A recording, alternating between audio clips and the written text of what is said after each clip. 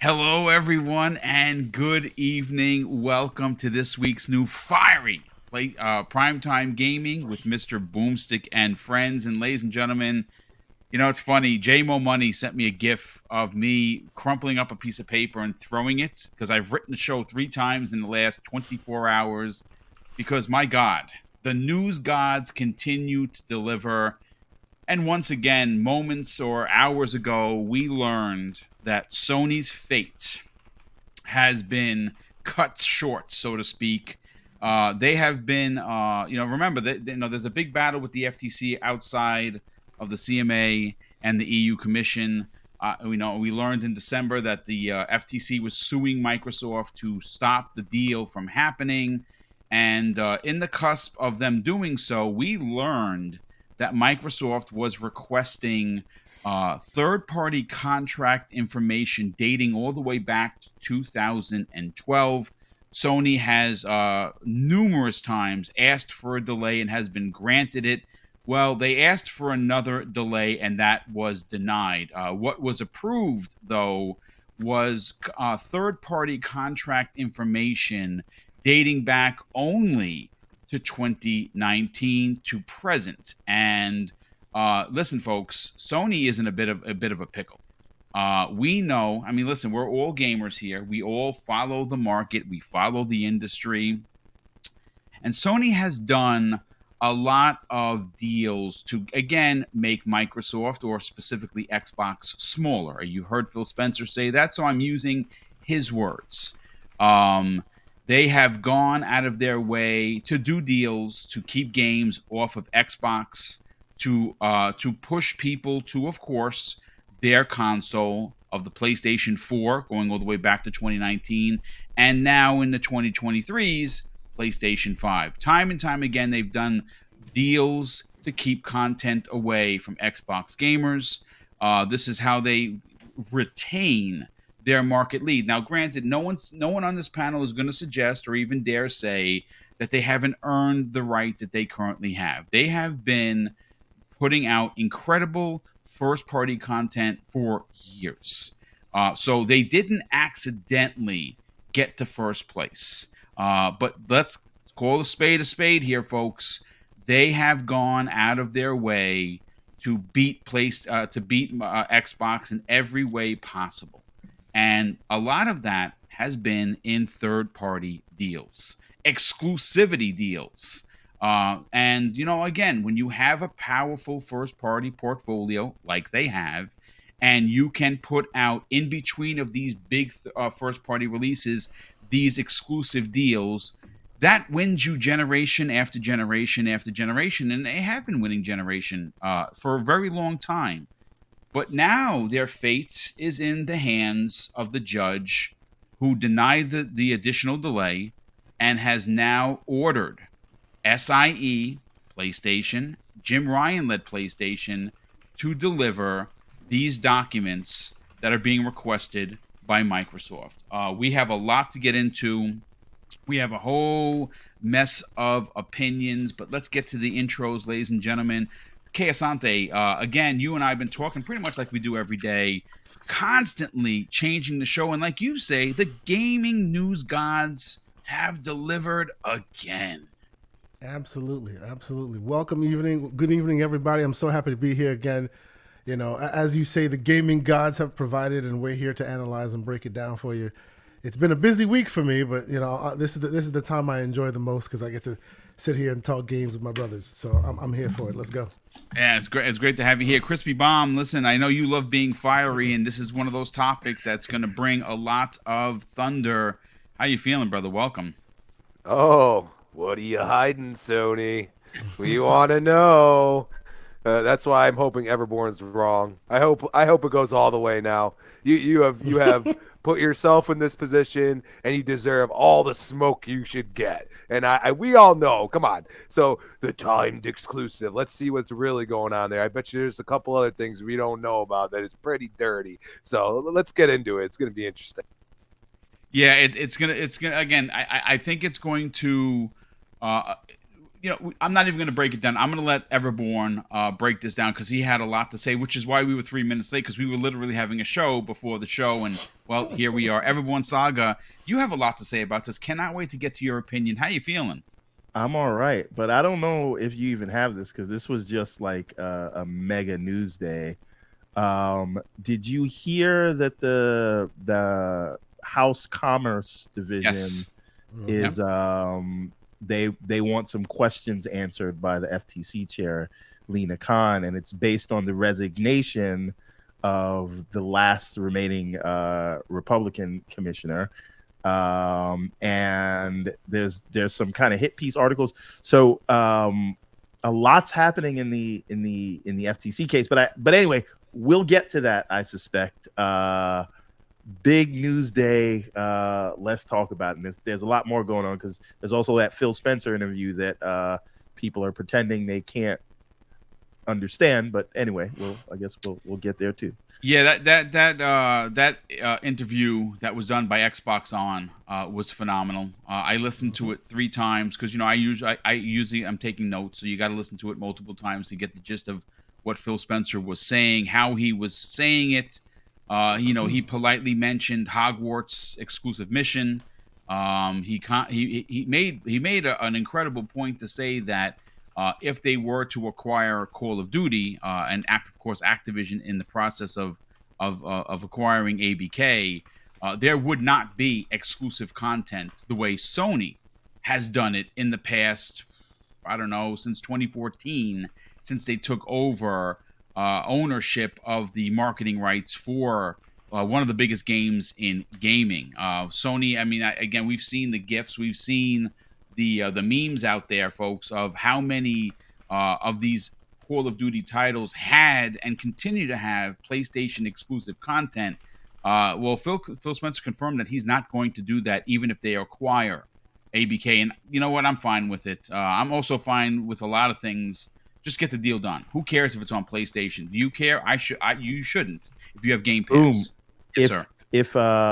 But if he doesn't acquire Activision, he's apparently going to sell Xbox because he's going to sell Xbox. Apparently a thing. And there's also people out there saying that in spite of the ABK deal possibly going through, the next PlayStation acquisition is 2K, just to show that they could be a part of the conversation, as per Insider 101.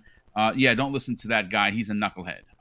But listen, what Everborn was referring to, and of course we have to give him a shout out because his posts have been nothing short of legendary. Post Up, who was a part of last week's record-breaking primetime gaming, put an update to the Microsoft ABK deal, and what Everborn is referring to is the U.S. Chamber of Commerce, which is a business organization, just for clarity, not a governmental department, has filed a Freedom of Information Act request seeking correspondence between the FTC and other regulators over the merger.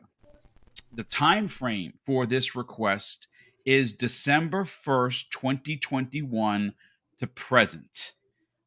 This is a big deal, folks. Because actually, the plot thickens. Oh, we'll talk about it. Because I'm talking about the actual House of Representatives. See, now I did not see that. Okay. Now, this is the House Commerce Republicans, right? Because, it's the Commerce Committee, right? Yes. And they are making a formal request to the FTC for communication. So, pursuant to rules 10 and 11 of the U.S. House of Representatives, we request information and documents from the Federal Trade Commissions related to allegations referenced in the February 14th Wall Street Journal op-ed, FTC Commissioner Christine Wilson explaining her resignation as the sole Republican representative in the FTC. Commissioner Wilson's allegations concern the potential loss of integrity at the FTC, the jeopardizing of independence, and collegial essential functioning of the FTC, and the increased risk of public losing confidence in the FTC. During your tenure as chair, the FTC has seen I don't even know what that word is, precipitous decline in staff approval. Precipitous decline in staff approval and early departure of both Republican commissioners. Despite numerous letters of concern from myself and other Republican members of Congress, you have continued to ignore concerns of the commissioners in a dangerous and misguided consolidation of power. So that's not which is a separate thing that Post Up is talking about with the Freedom of Information Act. This is actually Congress saying we need some information from you.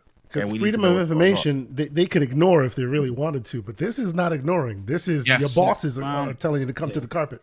There's a lot going technically on. the president, the president's the boss. True. Yes, because it's like the three houses, right? So the legislative branch is technically not their boss, but they still.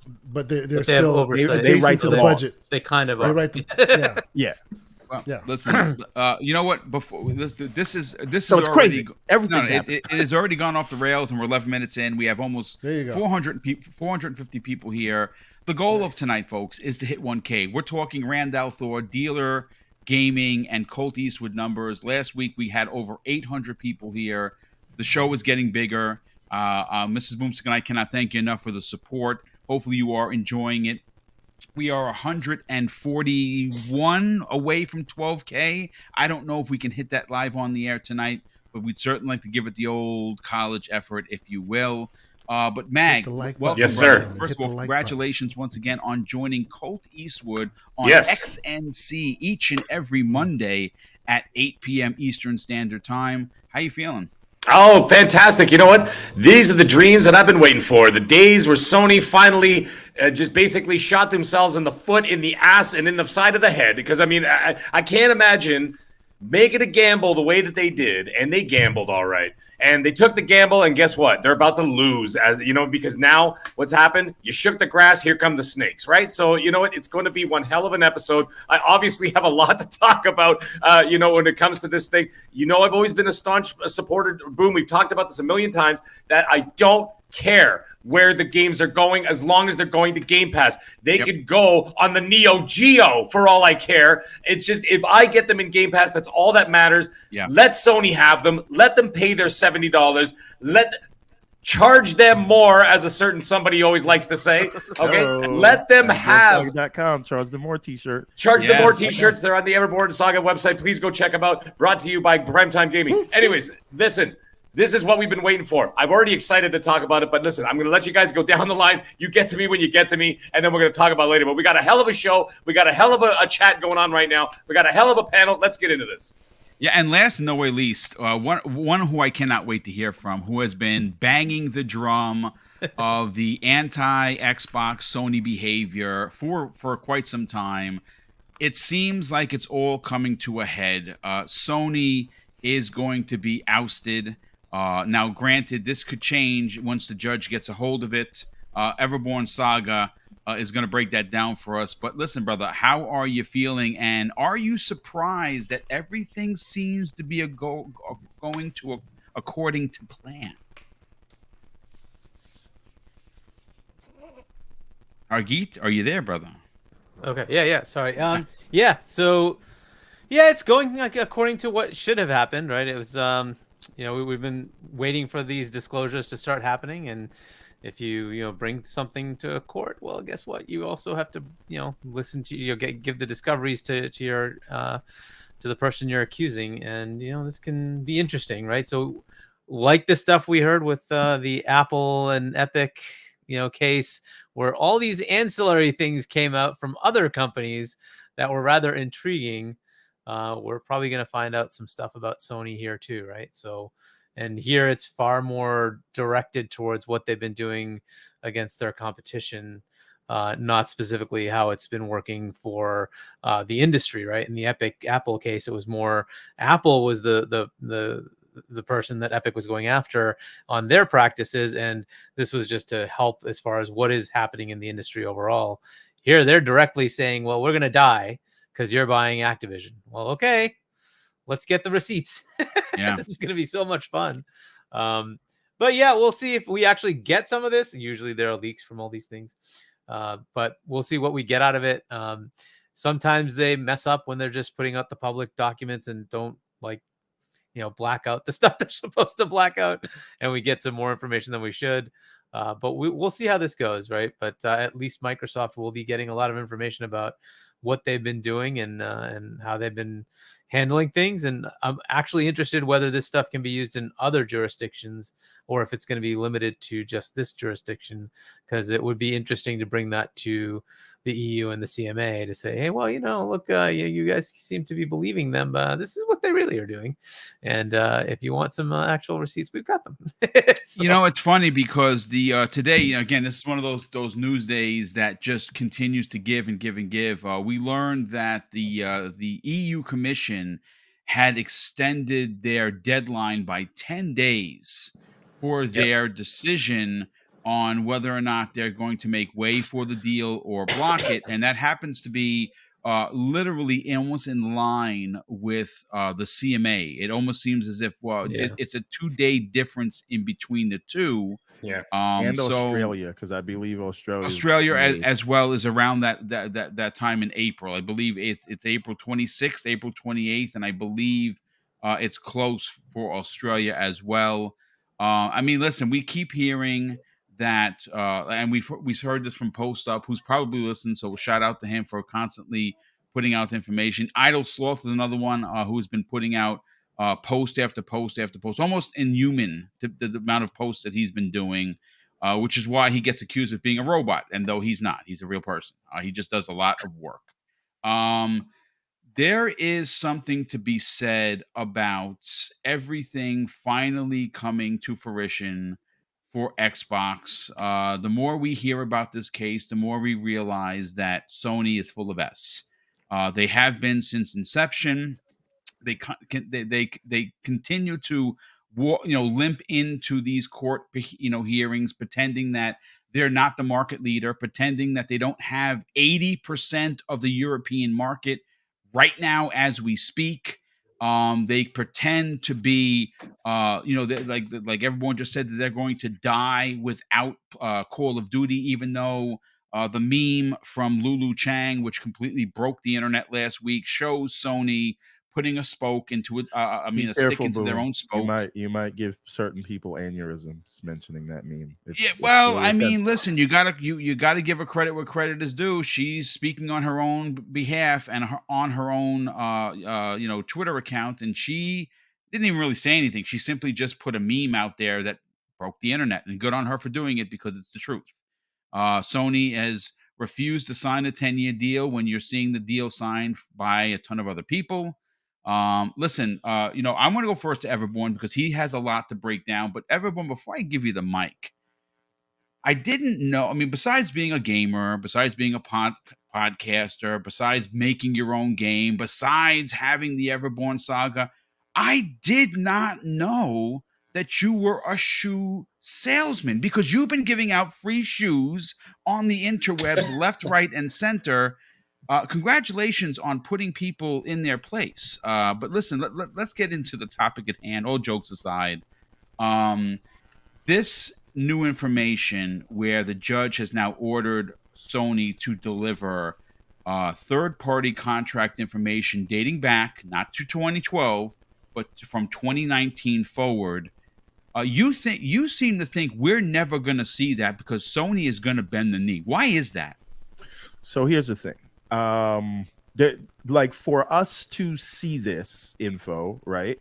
Like Microsoft will see it, their lawyers will see it, but most importantly, the judge will see this information, and they will see it sometime this month, right? Because the discovery period ends in April. So that's when everything that's going to be presented in trial, all the witnesses, all that has to be filed with the court.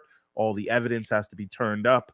And then, the lawyers will all review it. And there's all like pre-trial hearings and things like that will happen before our August date.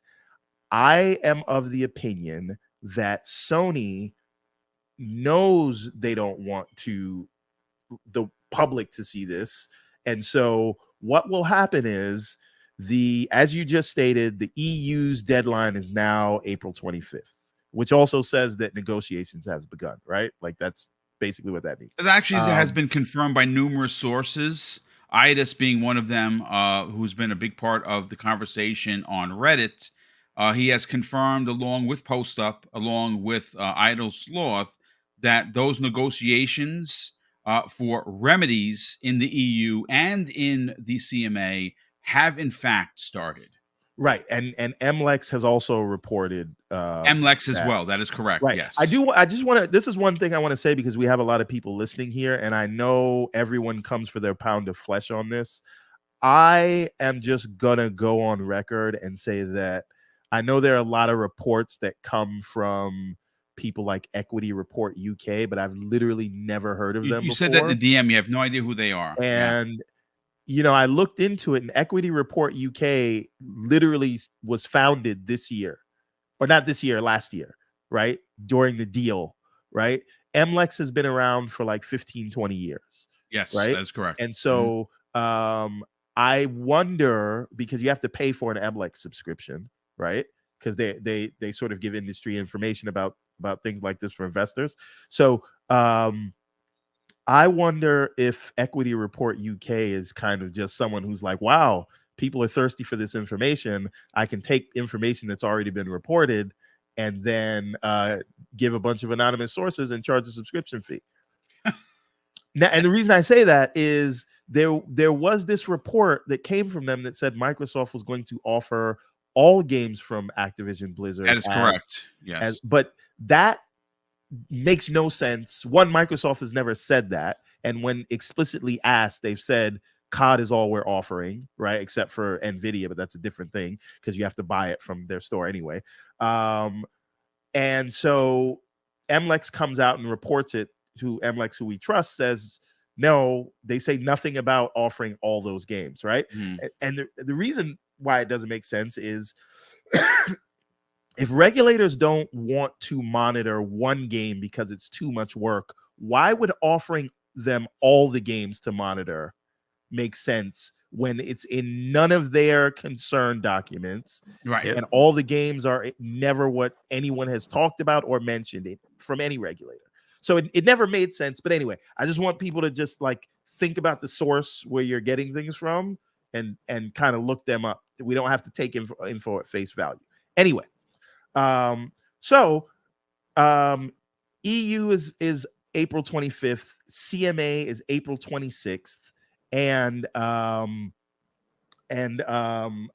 New Zealand and Australia are April 28th, and China is around May 1st, right?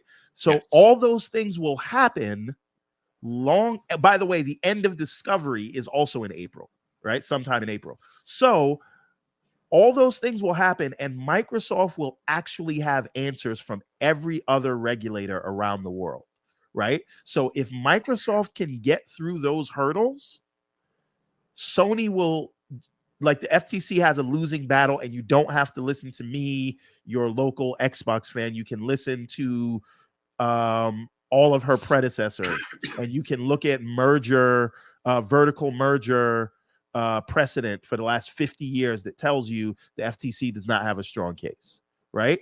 So if the CMA and the EU and China can't do the job, which means they will have accepted Microsoft's remedies without Sony's permission, their last bastion will be the FTC, and that will be a losing case. So what I suspect Sony will do is after everyone comes through, Microsoft will offer those remedies to the FTC, and maybe the FTC accepts, maybe they don't. Microsoft will close the deal anyway. They've said this, right?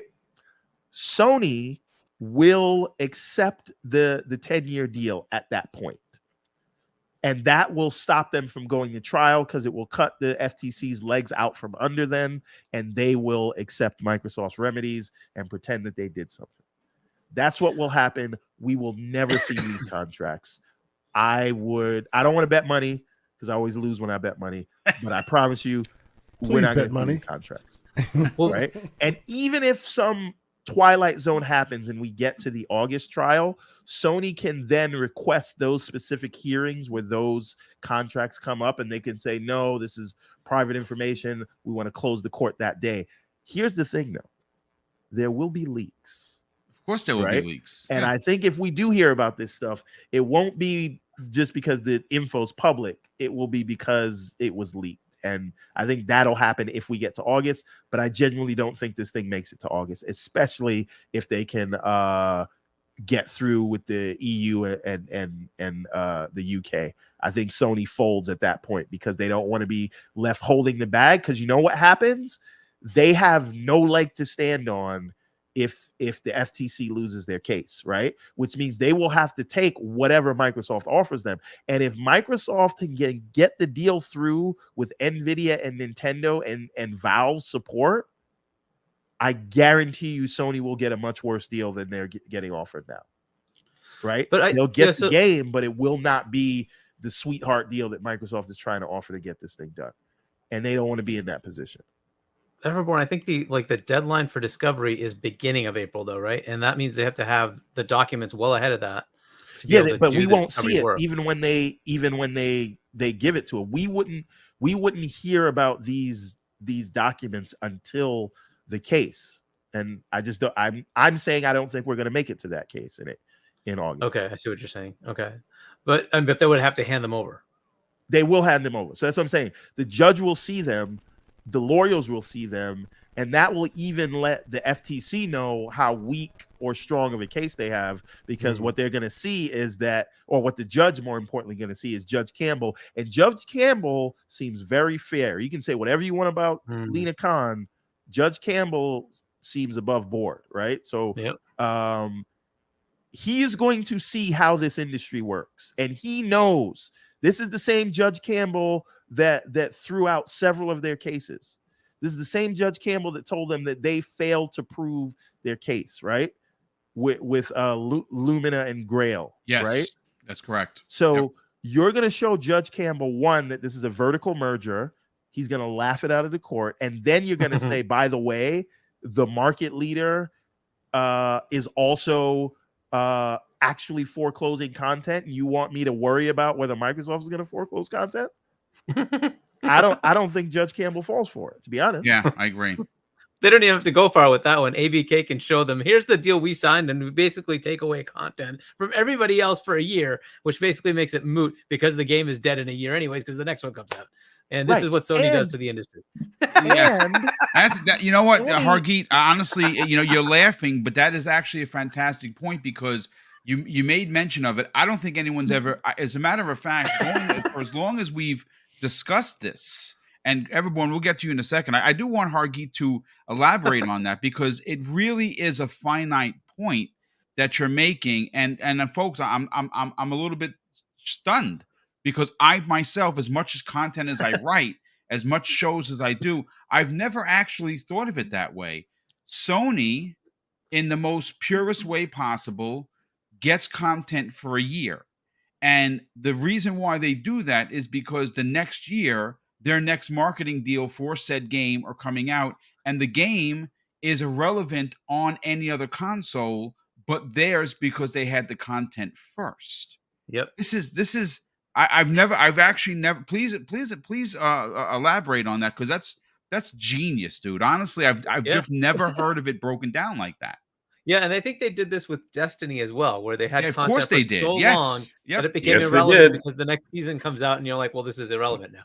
And so they basically make it like this is the only platform you're going to get. That was before 2019. And that's the one thing that the judge did rule in Sony's favor, where they only have to go back to January 1st, 2019. But that's still enough, right? Yeah, that gets you Final Fantasy. That gets you a bunch of other things. But more importantly,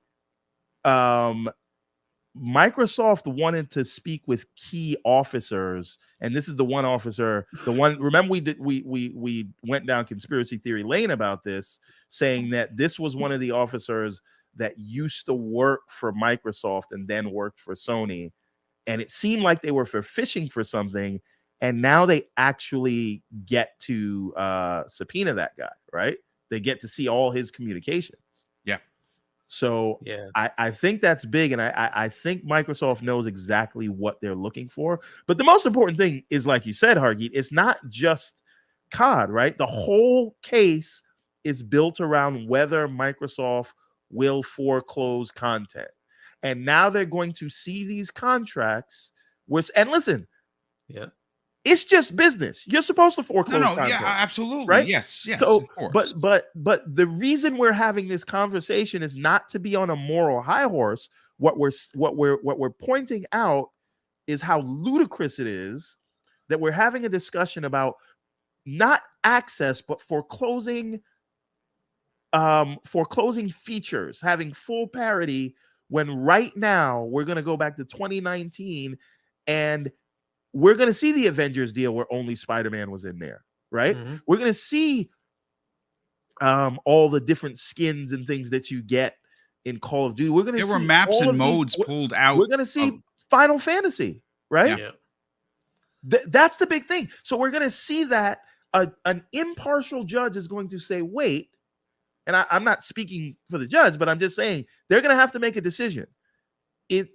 Are we really worried about content foreclosure, feature foreclosure, and parity when all of these contracts say that the market leader is doing all these things because they're the market leader? Yep. And does Sony want to take that chance that a judge will have to rule on that after Microsoft was able to clear the deal without their support in every other location around the world? Sony will fold. Yeah. Yeah. Maybe Right? we'll see what they do, right? But as far as the COD thing, thankfully they have ABK, right? ABK is one of the people involved in this, and Correct. for them it would be better to showcase this is what we did with Sony. They can showcase what they did with Xbox when they had the marketing, because they would do that. It was like 3 weeks, right? Okay, 3 weeks is kind of annoying, but okay, it's not the end of the world. You'll get it in a few weeks. You can play the same thing that Xbox gets, right? But it's just a slight deviation from what you normally would get day and date. For the ones that Sony did, it's pretty crazy. It's an entire year, dude. It might as well not have existed on that platform because, and it's not even just Xbox. They do this to everybody. If you're on PC, you're not getting this stuff either, right? If you're on and now it's going to go to Switch, right? But even then, if there was some overlap where it was on Wii, and the same thing, they would just like this. It's just crazy what they do, right? But this is well, Sony's, no. See, here's the thing, though, Hargy. I don't think it's crazy. It's business. That's the business. That's fine. But what we cannot do is say that it's okay for Sony to do it, but not for Microsoft, right? It's being a hypocrite. Yeah, right, 100%, exactly. dude. 100%. Exactly. No, and don't enough, forget the fair enough. Resident Evil Village contract will be in there where they explicitly bar things from coming to Game Pass, right? Yes. The judge will have to look at all of this and make a decision about whether the FTC is wasting his goddamn time. Yeah. And it's not just Game Pass. That was their reason to start it, but it's also Stadia, it's also Luna, it's also Nvidia. It's like all of them just but the point is they're foreclosing other services and they're the market. That is absolutely correct. Exactly what they're complaining about is what they're doing. And like we have said on this panel, like we've said on many of the shows that I do, because Sony is the current market leader, the dominant force in gaming right now, they move. See, that the problem I think ultimately here, folks, is I have a PlayStation 5. I probably have more games than some of these PlayStation fanboys and fangirls. Now, I don't have a lot of trophies. I have like 6, I think. It's not my main console to play on. I play there for first party. That's just what I do. But we cannot argue the fact that Sony's dominance in the market, they move the head of the industry where they want it to look. That's a freaking problem, folks. I mean, listen, I already this evening, prior to going on to the show, I obviously advertise. I mean, I'm a small show. I'm a small channel. I have to advertise as much as I can, right? I have people in the comment sections telling me that I'm blowing this out of proportion. Sony has nothing to hide. If you are reserved to that, good on you for believing lies, because they would not have tried to have this information blocked a 5th time or denied a 5th time to the point where the judge was like, you know what, enough's enough. We're not going to 2012. Boom. We can't say Sony has nothing to hide when they're legally filing motions to hide things. Thank you. What planet are we living on? It's a planet of the Sony's Earth Defense Force, which is has apparently a big populace. Hargeet, listen, you made your point about on them again. It's just a brilliant point about how by the time content comes to another platform, it's Mr. Irrelevant. Yep. I'm just interested to get your opinion on what you expect. Is what happened today a triumph for Microsoft to get someone with authority to see exactly what Sony's been up to? Yeah, I mean, they haven't seen what they're up to. They've given consent to Microsoft that yes, you're right, these things would help you in the case. It does lend credence to the fact that the judge is not biased here. That he just wants to get the data, right? So he's open to hearing the arguments and making sure that discovery is good, so that we can get to the bottom of it and get to the right decision, right? So that's good, and that's what you'd want to have from the FTC. I wish it was the case with the commissioners, but that's not the case there.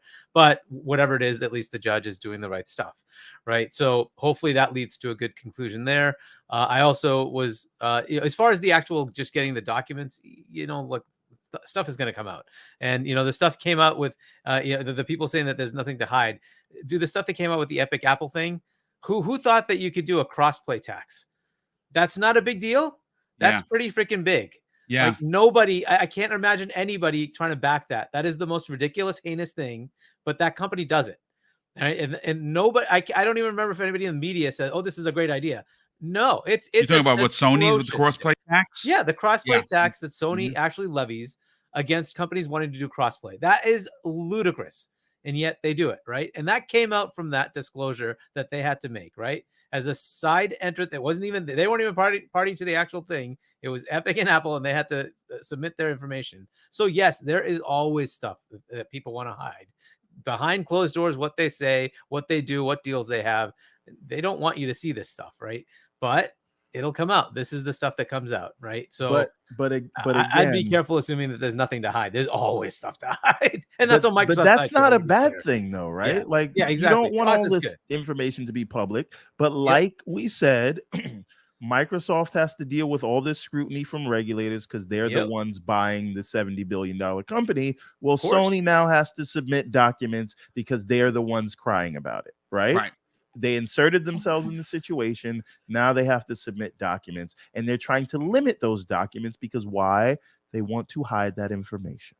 Yeah, literally. Yeah, and the one that they did get, which is the performance reviews thing, we'll see. That's the one that Sony was able to squash. And I assume the intent of that was to find out were some of their merits based on destruction of Xbox. Yes. In the market. And fair enough. I mean that, if you have a competitor and that's what your merit is based on, fair enough. But it does go to show versus what Xbox was doing, and they can show theirs, right? We're not here to kill Sony. We're here to do our business, right? We're trying to give value to customer. And, Sony's market presence is instead, how do I kill Nintendo? How do I kill Xbox, right? And if they could show that pattern, it shows, what they're up against, right? So, but either way, and I guess they didn't get that one, but maybe that won't be a big deal, but we'll see. But I don't know. Is it a victory? Sort of. But the thing with this whole case is it's you have to wait till the end. It just is what it is. There's so many things that are going to keep happening day to day, month to month, week to week. This is really going to conclude like in that April-May timeframe when we start getting all these results back, right? We're going to have to just wait it out. So I don't know if it's a victory until we find out what's in there. How did it help them, etc. Right? So I think it's good in that the judge is pretty fair, and that's a good state to be in. Equivalently, there was some things coming out from the EC this week. Was it this week or last week?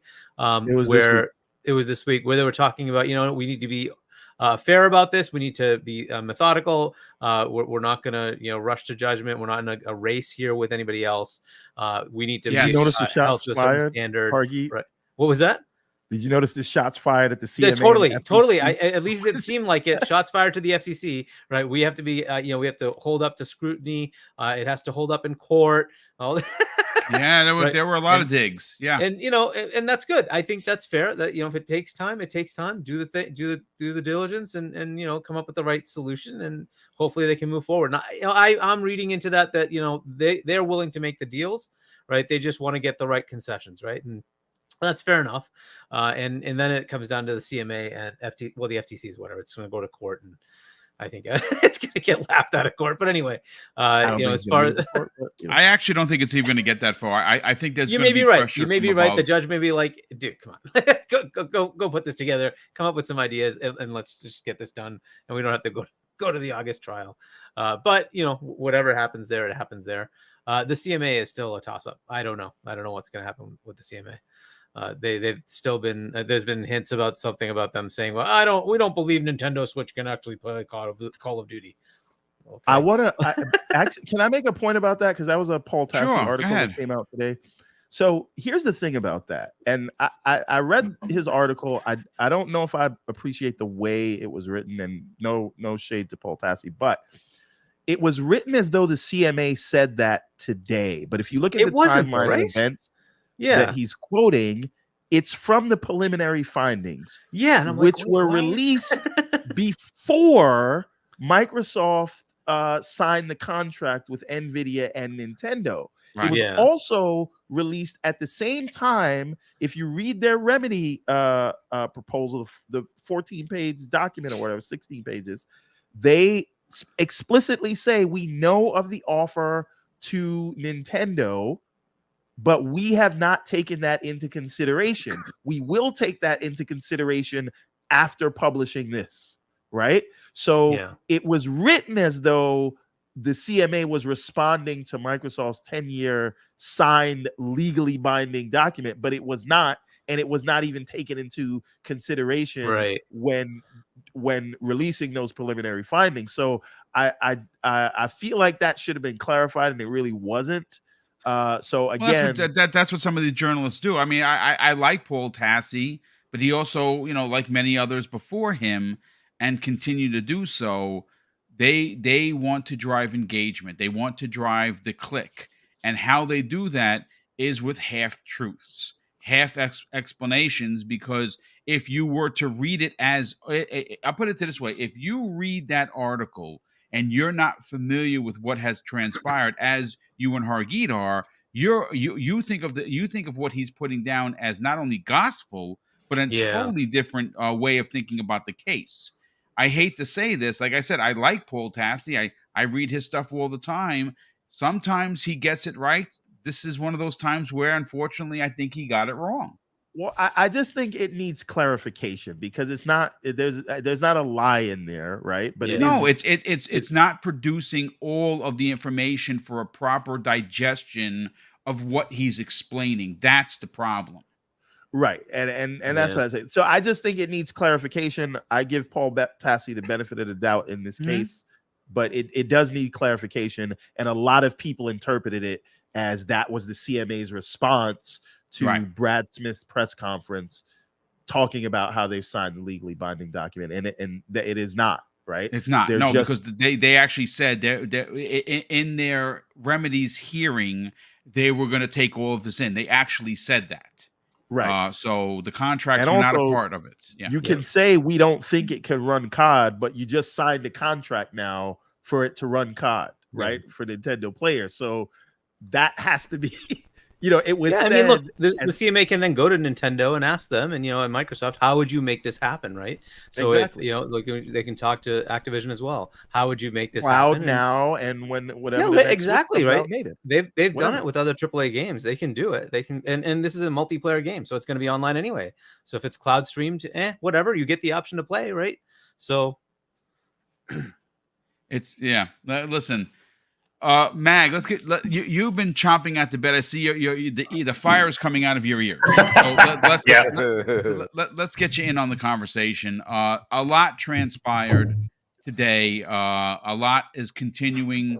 This topic is not going to go away until the deal is either blocked or it is either approved. And the more and more we hear of this, folks, we do think that with a significant amount of big time remedies, it is ultimately going to be cleared for across the world, as we've seen big deals like the Fox merger with Disney and others like it. Right. I'm interested to get your opinion on this. Sony has been that Fox witness that walks in bandaged head to toe, with a crutch and their arm in a sling, and when they're leaving courtroom, they're out there dancing. This new information that we got today, where the judge is now has granted Microsoft the ability to see these contracts, to be brought into the conversation, I think is massive. Yep. Now, granted, it doesn't go all the way back to 2012 as they wanted, like Everborn had suggested, and Hargeet had suggested. The their bonuses towards their people in charge have not been granted, which of course aligns with kill as many people as you can on the way to the top, and who cares? Right. But we're not going to see that. But we are going to see, like the Final Fantasy deal, we're all going to see how Spider-Man, which is Marvel's biggest character and not owned by Sony, they own the film rights. They don't own the actual IP for video games and toys and underoos, but they do own the movie rights. Well, Spider-Man in the Avengers, even though it was not a good DLC, it fell extremely short. And Crystal Dynamics said they hated doing that. These kind of deals are going to come into question. What do you think of the ramifications of this, Mag? Well, the problem is if Sony just kept their mouth shut, it wouldn't have been an issue. The problem is they brought literally their own faults to light, and that is where they're going to get bit right in the ass for it. That's the problem. The thing is if you just if you conducted the business the way you did and allow Microsoft to conduct the business they want to, then there wouldn't have been an issue. But the problem is Sony feels threatened because, like I said last week when we talked about this almost exact topic, what is it? It's when the criminal is afraid that someone else is going to pull the same crime that they're the ones committing. Right? So like you're the thief and then you've got all this surveillance equipment in your house because you're worried someone's going to rob you. You're the one doing it. You're the one perpetrating it. The problem with all this, and this is something that I was going to mention before, is that, they're the ones actively preventing Microsoft's Game Pass service from growing. They're the ones who are actively preventing them to be able to, quote unquote, compete moving forward. They are specifically strong arming in the way, and of course using their leverage as a market leader in order to stop this. Hargeet brought it up before when they were talking about the clauses that they had, for example, for Call of Duty. They had my favorite game mode is that survival mode. The one with the ones with the waves, right? Love that mode. And then what did they do? Yeah, exclusive to the PS4 for 1 year to the day. Well, what comes out 1 year to the day after that? A new Call of Duty. Said the next Call of Duty. Who the hell is going to go back and play the last one when the new hotness is hot off the press, right? So that's what was happening, and that is what's continuing to happen. Now, how about for example, it was brought up before again too with the Resident Evil Village, the Game Pass clauses. You are specifically, just like I'm saying, you are specifically actively preventing them from allowing them to compete in the arena, so to speak. And by doing so, now you're turning around and saying, well, now this is unfair to us. You're the ones who are doing this. And now it's coming to light, and thank God it's coming to light. The only travesty I see in this is that it only went back to 2019. It's not a huge problem because Sony's been a scumbag every single year, so it's not really an issue. But my God, I would have loved to see the PS4 era and what they did. Hey, man, you know what? You got to bend the knee. I don't care what anybody says. You can wear an Xbox hat. You can wear an Xbox shirt, whatever you want. The PS4 era was possibly one of the greatest gaming consoles of any generation. Okay, for the games that they released and everything else they did. Fine. You can't argue that. But the scumbaggery and the skullduggery that took place during that time was unbelievable. And I wish that they had gone back before that. But you know what?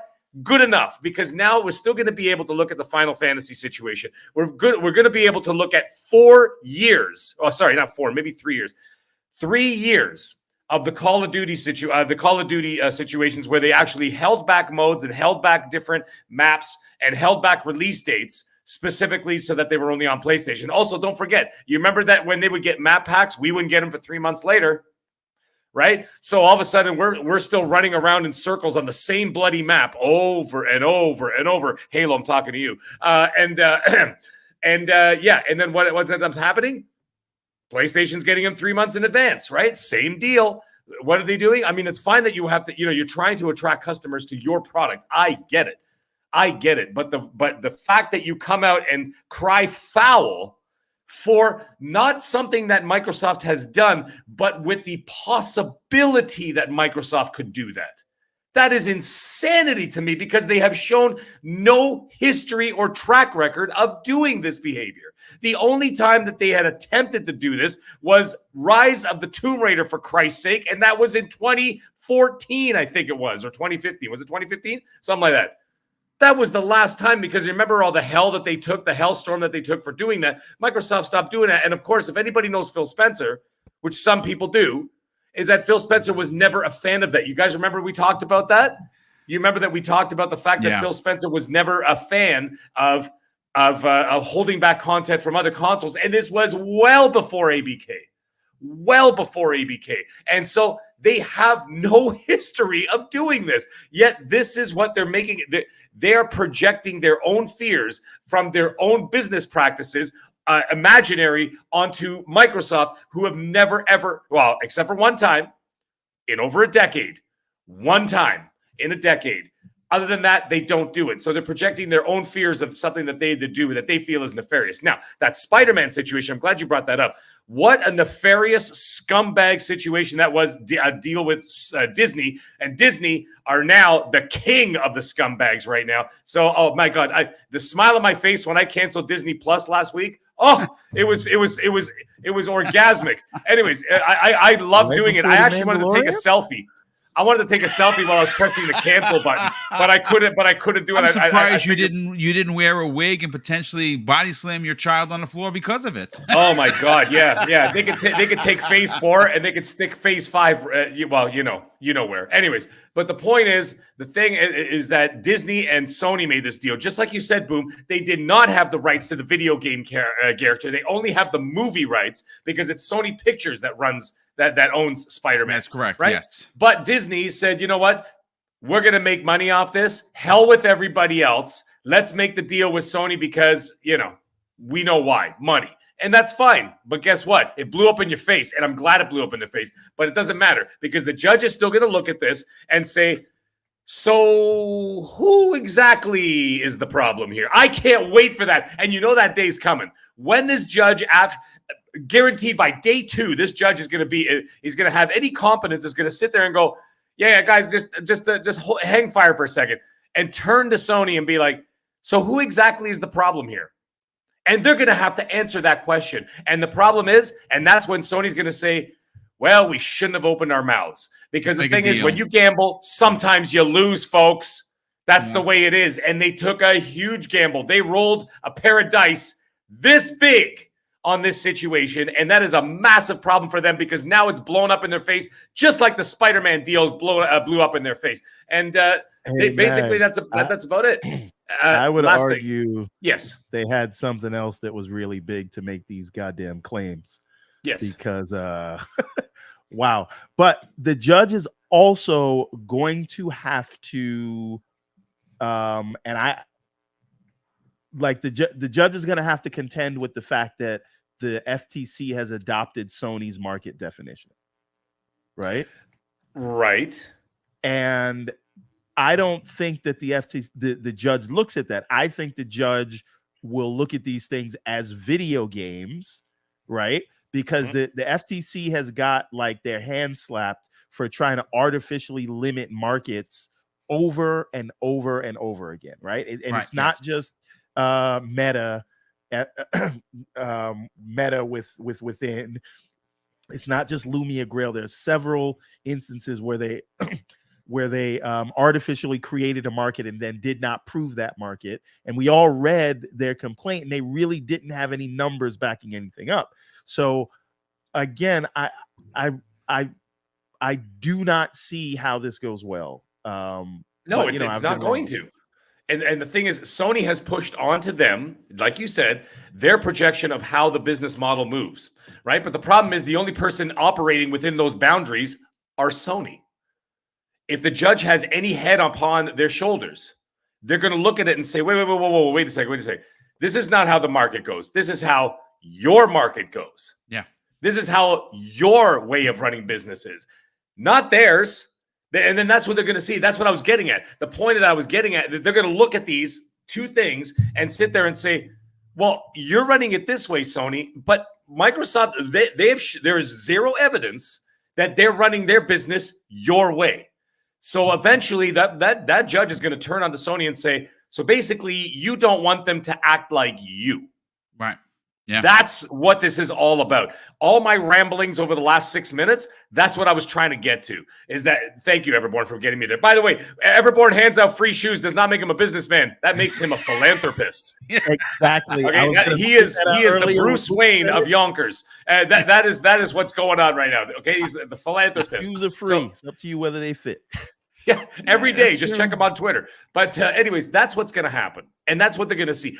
Well, God willing, anyway. Let's just hope that this judge, is actually impartial and to be able to look at it. But judging by what's going on so far, I think it's going to lean towards there because you know what? Judges also don't want to mess with big lawyers and big money either because they also don't want to be made a fool of in their own courts. Regardless of whether they have the final I don't even decision. think it's about like them being afraid of big money and big lawyers. The judge is going to look at the law and most importantly precedent. Yes, but who's going to push them on the law is what I'm. You know what I mean? Like at the end of it all, it's going to be those lawyers are going to say, so they're going to say, "Sir, do you actually know what you're doing up there?" I mean, in nicer words, right? And they don't want to be made to look a fool of. To think about, right? And this is like a layup, right? You say that Nintendo is not a part of this market that you defined. Right. If you go to any store, any Best Buy, any GameStop, any what used to be Toys R Us, any Target, Walmart, they literally are vying for the same shelf space. Absolutely. Right. And do you think that maybe that's This is a fact, right? And you're going to put that in front of a judge and you're going to say, the judge is going to say, is this actually the market? Did the FTC prove that this was the market, this high performance console market? Or are my eyes lying to me that they're all literally in the video game section of every store? Right. Do you think that Microsoft red, green, blue? Right. Now, let me ask you a question. Anybody here, do you think that's why Microsoft got Nintendo and Nvidia to sign as quickly as they could? Absolutely. So that they stack everybody on one side saying, excuse me, Your Honor, this is the video game industry. As you can clearly see, 1, 2, and 3 all signed together and we're all moving forward. And then who's sitting by themselves in the corner? Is Sony saying, so Your Honor, these three people right here, these three companies right here, which dwarf Sony in terms of size. And then they look at Sony sitting by themselves and like, I'm sorry, do you want us to believe that you sitting by yourself is the precedent for the market moving forward? No. And that's what they're trying to do. I think they singled them out on purpose, specifically for that reason. That's what I'm thinking it is. Like, this wasn't an accident. This wasn't an act of goodwill. I think it was to stack everybody into Microsoft's corner so they could say, well, look, we're all on this side over here. The only one sitting by themselves over there at the dance is Sony. Well, I mean, there's something, to that point, Mag, there's something to be said about Gabe Newell's response. We don't need a contract. Well, and you know what? And who has the biggest in the video game industry? Like who would have the most active users? Steam. Who has the biggest pull in the industry? Steam. That has to be brought up as well. That has to be brought up as well. Even though it's just, you could say, well, it's not on paper or anything else. It doesn't matter. It's an act of goodwill. That has to be taken into account on top of a Nintendo and Nvidia, right? So and Mag, to that end, when we are talking, about gaming, all of it is what they're all competing for is time, right? And the way you compete is differentiation, right? So Nintendo competes by offering a differentiated product. PC gaming is differentiated from console gaming, but it is still gaming, right? Yes. And when you add all those things in, this deal actually does not trigger any of those antitrust metrics for market share or anything like that. So again, forget about the FTC. This is all happening in the CMA, in front of the CMA. This is the CMA, right? It's all the CMA, yeah. It's absolutely. about the CMA. It is, yeah. Yeah. And to the point of that, of course they're doing that. They're trying to educate them. Look, a lot of the assumptions have been based on Sony's disclosures, right? Correct. And so when these regulatory agencies are going in, they're saying, okay, Sony is going to be harmed by this, and that would be bad for gaming. And it's like, dude, the gaming world has moved to tablets and mobile phones more than consoles. Correct. Like that's 60-70% of the revenue. Like, are you even looking at that part of it? That's where they're trying to go with this. And so they're trying to educate them that gaming is more than just console. And in the console space, they now have two other companies. We always forget that Valve has a console out there. It's called the Steam Deck. Yep. And so does Nintendo, right? They're both not as powerful as the Xbox Series X or the PS5, yet they'll both be playing COD. And that's okay. It won't play it as well as the other ones, but they'll play it. And that's all that matters, right? And that's the way Do it you is. think that that's sorry, I didn't want to fracture the conversation, but I did want to ask a quick question. Did you think that maybe the Nintendo deal, is that what Sony's afraid of? Because clearly, in order to, with the current hardware, do you think that maybe that Nintendo is going to be utilizing the cloud service? Absolutely. And by the way, they might use, so maybe that's what Sony's threatened by. 100%. Like, look, obviously the Switch has outpaced the PS4, right? It beat them in sales, right? And Nintendo has been incredibly powerful ever since they've come out.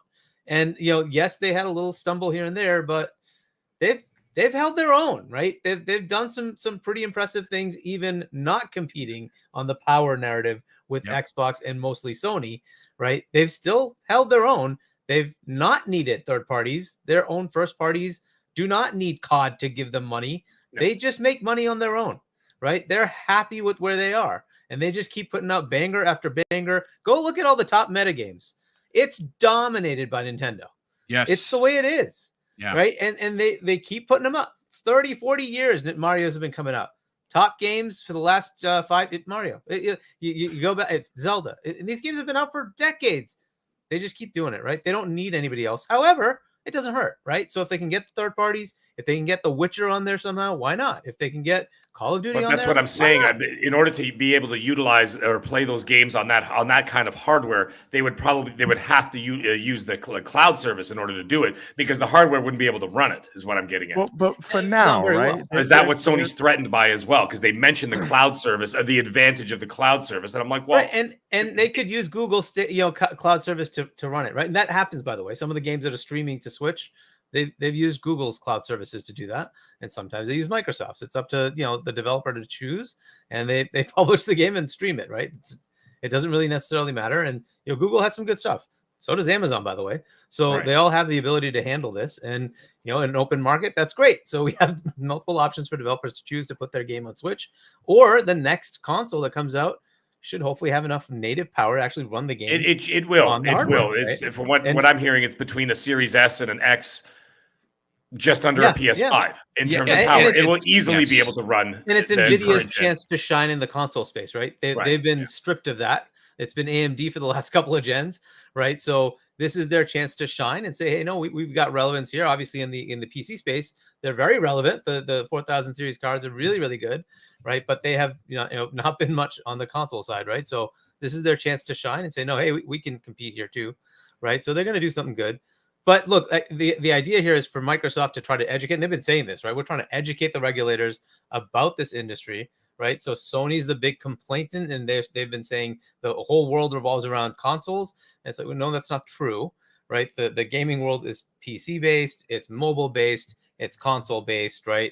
And people are moving to more and more devices. Smart TVs are starting to become a thing, right? It's going to keep shifting, right? And not being in that mobile space, which is what they've been saying about, even in the interview, mobile is what they're looking at. They need to be in mobile because they know that's what the shift is, right? If you look at kids growing up, they're on mobile and then they go to PC, not so much console, right? And that's something they need to be in tune with. Like, hey, 10 years from now, we need to be relevant. We need to be in mobile. We need to be there.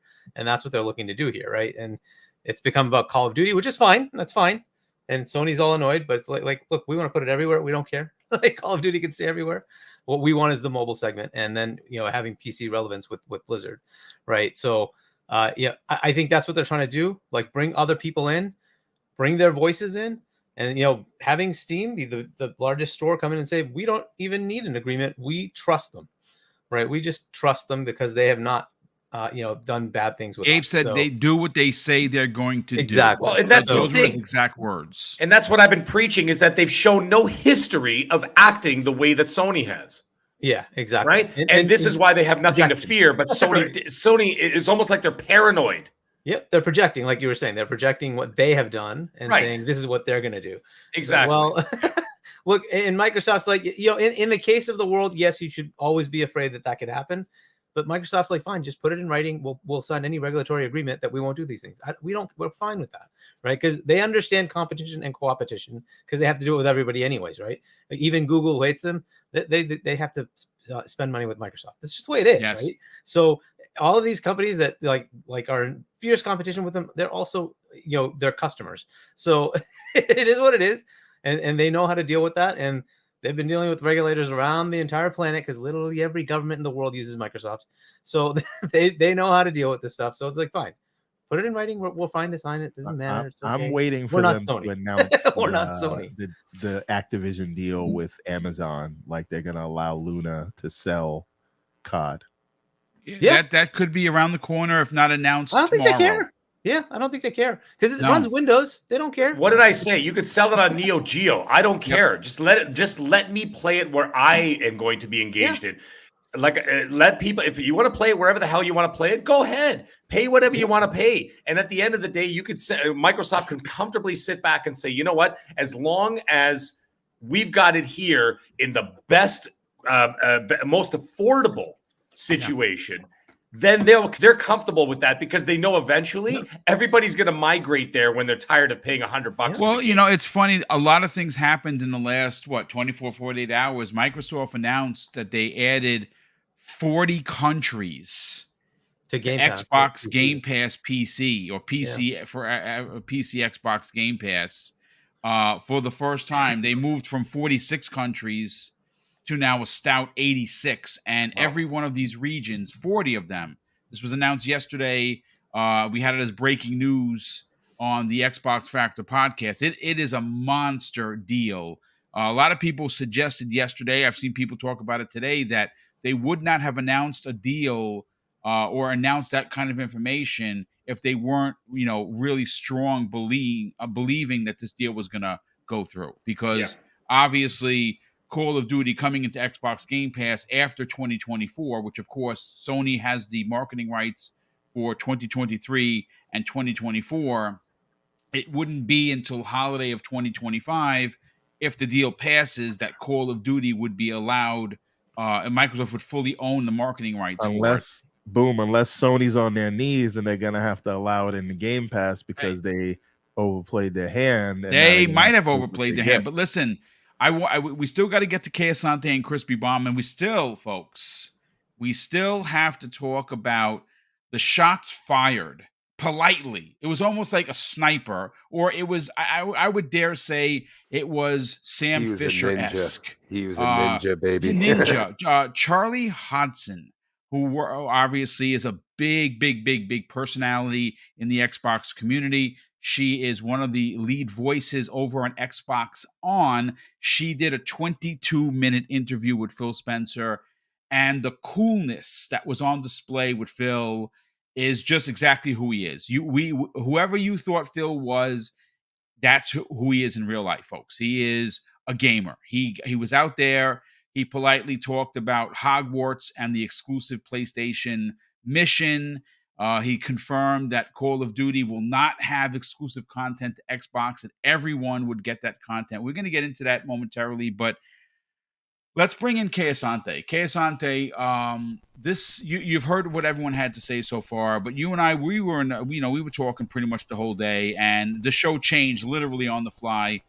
This new information, I think, sends potential. Again, this is just my opinion. So call me a boob or a knucklehead or a fanboy, whatever rhetoric you want to. I think that this news sends chills down Sony's spine. And I think the reason why it does is because maybe the information doesn't get to the public. And I'd be very sad if we don't learn what they've been up to. But the judge overseeing this case, that apparently is extremely fair, is going to look at this and say, whoa, just a second.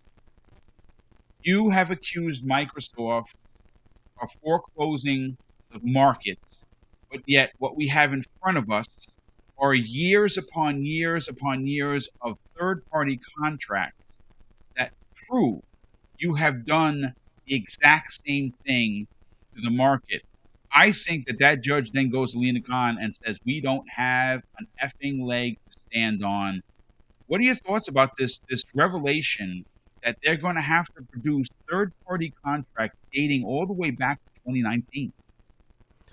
Well, first and foremost, all my panel members have knocked it out of the park, of course. But before I get into it, I will say first and foremost, we have about 860 people in here and almost 279 likes. Get them likes up. We might hit that 1,000 viewers. Let's go, folks. If you hit them like buttons and let the algorithm bring that to more people to us. So I'd greatly appreciate it. Thank you for bringing that up. Thank you. I've been watching it. The super chats are great. The whole nine. We are lively tonight. And we're going to get to the super chats. There's been about 15 of them. I promise. We're going to read all of them live on the air as soon as Crispy and Asante drop their bars. I'm going to read them all. Yep, hit the like button, folks. I really want to see this thing get to at least 950 today before we get out of here. But needless to say, I don't have too much to add because it was expertly doled out to you all by the panel members. All I will say is this is what we discussed a long time ago, right? When all this stuff first started happening, we were like, we're waiting for the day in court because all the skeletons will come out of the closet. Right? Yep, they're jumping out. Exactly. Now, at the beginning of it, it was a lot of back and forth, right? And the judges did grant Sony a bit of a reprieve, right? Because this stuff tends to happen, when and that's a fear, right? That's the reason why a lot of this tends to seems like it's heading in Sony's way, because when a big company's dealing with a lesser large company, everyone pays deference to the lesser large company because, you could kill them with all of the legal fees. You could kill them with all the requests and the subpoenas, right? Just that subpoena alone cost Sony, what, $3 million, something like that? I thought that was the last I think it was report. $2 million is what they said. There you go. Yeah.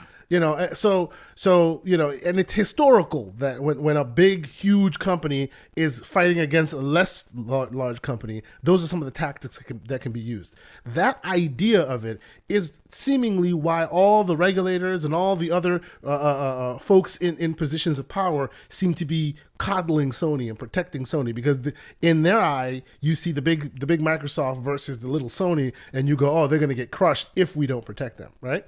But clearly, after all the back and forth, we're now at a place where the judge is like, we kind of want to see something, right? So they limited the scope a bit, but still it is enough to see something interesting. So like to everyone's point, and of course, I've been reading a bunch of the folks in the chat and all that, emails that are going to be a requirement of all of this, of all the stuff that comes out. Yep. That is going to be very interesting because I suspect the emails will be even more interesting than the actual contracts themselves. Some of the contracts you've seen, some of them we know all of that, right? So that will just be there to enlighten those who may not know, right? It'll be there to enlighten, either the judge or the other regulatory bodies to go, this is what Sony was doing, right? So that'll be interesting just to see. But for us, the excitement and the interest to all of this will be the emails that surround these exclusivity conversations. What was said internally to the third parties, to themselves, right? Those things will be super interesting. Now, as it has been said, they're going to try very hard to keep it under wraps. But these things leak, right? And usually Sony's really, really, really good about keeping that stuff in-house. And that, we always make the joke that there is no such thing as a Sony insider because they're able to button all that up. The minute you hand it out to either regulators or the judge or actually Microsoft now, there's custody of changing hands multiple times here. The chance of it falling into the quote-unquote the wrong hands and ending up on the front page somewhere gets higher and higher, right? As Hargeet pointed out, it's not even necessarily the specific documentation that they requested that will be interesting. More often than not, it's the tangential information that's surrounding it, right? How it was talked about, what else was related to what they were showing. So all that will be super interesting to me. We all know this is what they've been doing. Like, I say all this to say, you have followed us and you have been watching all the back and forth, all the turmoil of all this information. And we told you from day one, the day would come where the snakes would be slithering out of the grass. And that day is upon us, right? How far will it go? How much will we see? We won't know.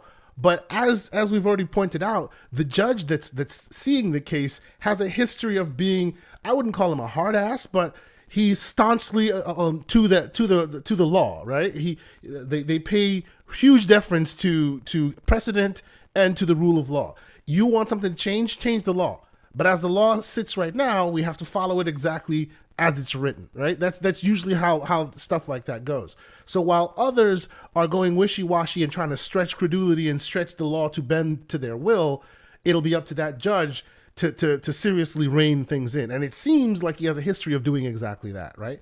So I'm excited to see what happens when he starts picking apart the scope that they've set. Nintendo doesn't matter. As Lucius Augustus said in the chat some time ago, and I completely agree with him, if you go to a store right now, you're not going to the toy aisle to buy a Nintendo. You're going to the video game aisle. Yep. Right. So that should be the beginning and end of the conversation. It doesn't matter whether the other players in the game are more directed towards adult or young adult. As Everborn has pointed out, everyone must differentiate themselves in the market, right? And if you really pay close attention, you will see overlap, right? Nintendo has their Nintendo stuff that they do, but you can still play Doom on there, right? Yeah. Fallout. And Fallout and all of exactly. Yeah. So that argument is just ridiculous and useless. Absolutely, right? Now, to the point of, hey, will this deal with Nintendo matter since Nintendo can't play? Nintendo, first and foremost, they made a very strategic, when they were talking about it, they spoke about it very strategically, right? They said Nintendo platforms. They didn't say the Nintendo Switch, right? They said Nintendo players. So that gives them the right to thread any Nintendo platforms and not necessarily the Nintendo Switch specifically, right? But if you really want to go, Nintendo Switch, as of right now, Assassin's Creed Odyssey, Control, Hitman 3, Resident Evil 7, all playable on a Nintendo Switch. How do you do that? Through the cloud. Yeah. Right? It's all there right now. By saying Nintendo consoles, remember, they're looking at this deal 10 years, 15 years, 20 years down the road, as they've already made a 10-year deal. We already know that, well, for most of us here, we already know that a Nintendo console is coming out within the next year and a half. So they're referring to what's coming out in the near future, not one generation, but yet 2 generations from now. Multiple generations. No, you are 100% correct, sir. Absolutely. Right? So when they say Nintendo players, they're not being specific to the console. They're being specific to the platform.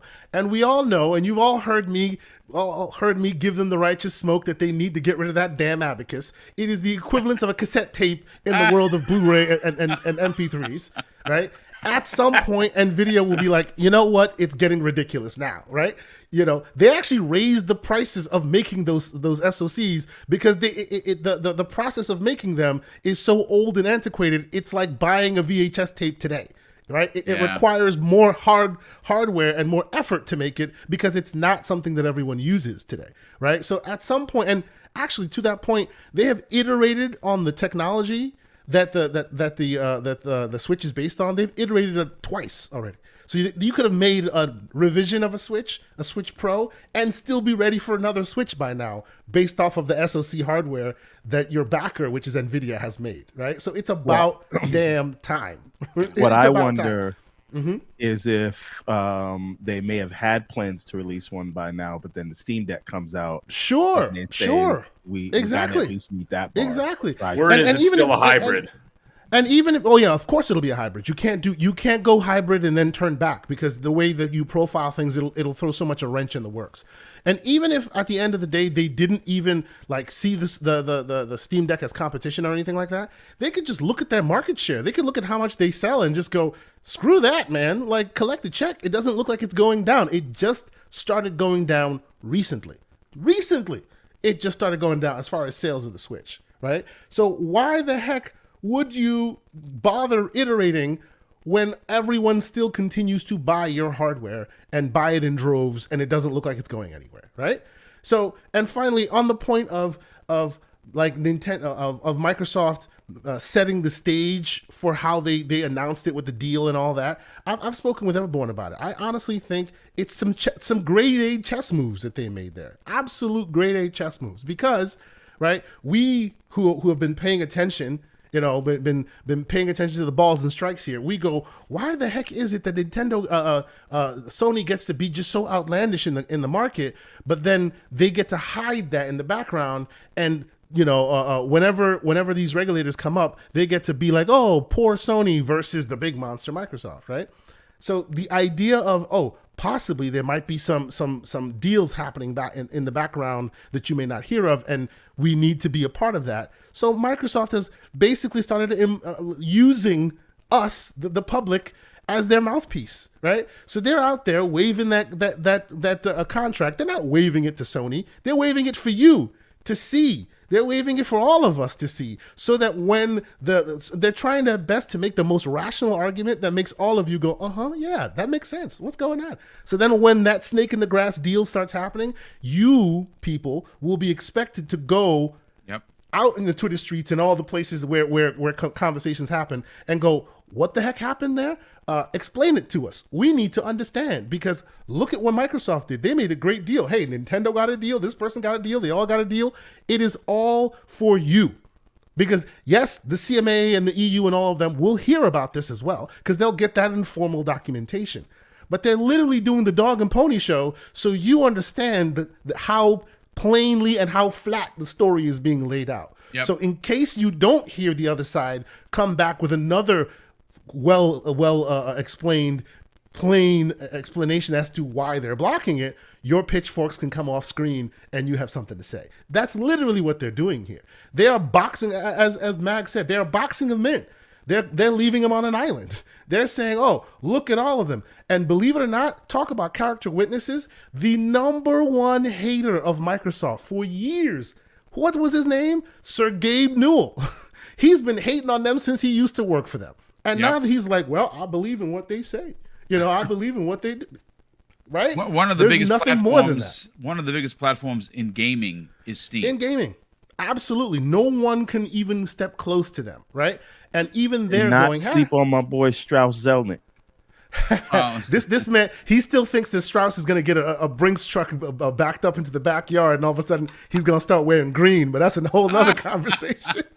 You know what I'm saying? But I will leave it at that, and I will let Crispy Bomb get his bars off. I'm just saying, I appreciate everybody here watching and listening to us. We have been saying this for a long time, and now everything we've been saying is coming exactly to fruition, exactly the way we said it. So I guess we might as well just start taking victory laps left and right. So that's what I'm here for. Not yet. People, we'll get there. We're gonna get very salty eventually. We're gonna get very salty when those moments happen and people start crying. But for now, hit that like button and let us get us over 1,000 subscribers. We're gonna throw "I told you so" parties. Yeah, I would love to be a part of that. It's gonna be all over with rice everywhere. It's just gonna be crazy. Absolutely. Yeah. Yes. Look, I'm gonna say this. First of all, we had almost 900 people here. If we hit 900, we're definitely breaking a record that Primetime has never hit. There's a lot of new names here. I don't really ask for much from the community outside of, you hit the like button and you consider subscribing. As of to this show right now, we're 150 subs away from 12K. There's almost 900 people here. A lot of new faces, a lot of new names. Obviously, it does not matter what platform you enjoy. We're having a great conversation. We are putting Sony on blast, but to be honest with you, even if you're a Sony fan, you got to admit they earned this ass whooping, as my father would say. When we do something out of character and we get in trouble, he would tell us straight faced, Greg, you earned this ass whooping, and I would say, you know what? Let's do it, because I did. And that's what Sony has. Sony has earned this flogging publicly. They have done things that are egregious. They continue to do things that are anti-consumer on every level, from something as dumb as the a-hole tax as for crossplay, as Everborn puts it, to raising console prices, to charging us, and I say us because I've paid for it, $10 for upgraded graphics and use of your DualSense, which you probably should have gotten when you bought their $500 system. It continues on and on. But again, all of that and none of that matters, because ultimately what really will matter is what the judge sees in these documents that date back from 2019 to present. All third-party contracts are going to be on display. All of the accusatory, shrinking of markets that Sony has not only accused Microsoft of doing should they acquire ABK, their business model, their absolute from the ground floor up business model has been to shrink competition. And it's not just Xbox. You can have an argument of whether or not you believe they killed Sega or they put Nintendo in, on the ropes. We can go all the way back to the Dreamcast if you want. But the bottom line is, if you're talking about modern day consoles, Sony has been in first place for over 2 decades. The numbers that were put out there during the EU hearing that Brad Smith did that presentation where it looked like a blue Pac-Man, that is the market in the UK right now. They dominate the market. And again, I'm not sitting here suggesting that Microsoft has not faltered. They failed in 2013, and they have taken a long time to come back. They had poor leadership. They had made poor decisions, and they only had like 3 or 4 first-party studios. I mean, how are you going to win a war when the other side of the other side of the line has 14 powerhouse studios? And boom. Let's be absolutely clear here. Let's be 100%, or let's keep it a buck, as the youngins say. We're not saying that's bad.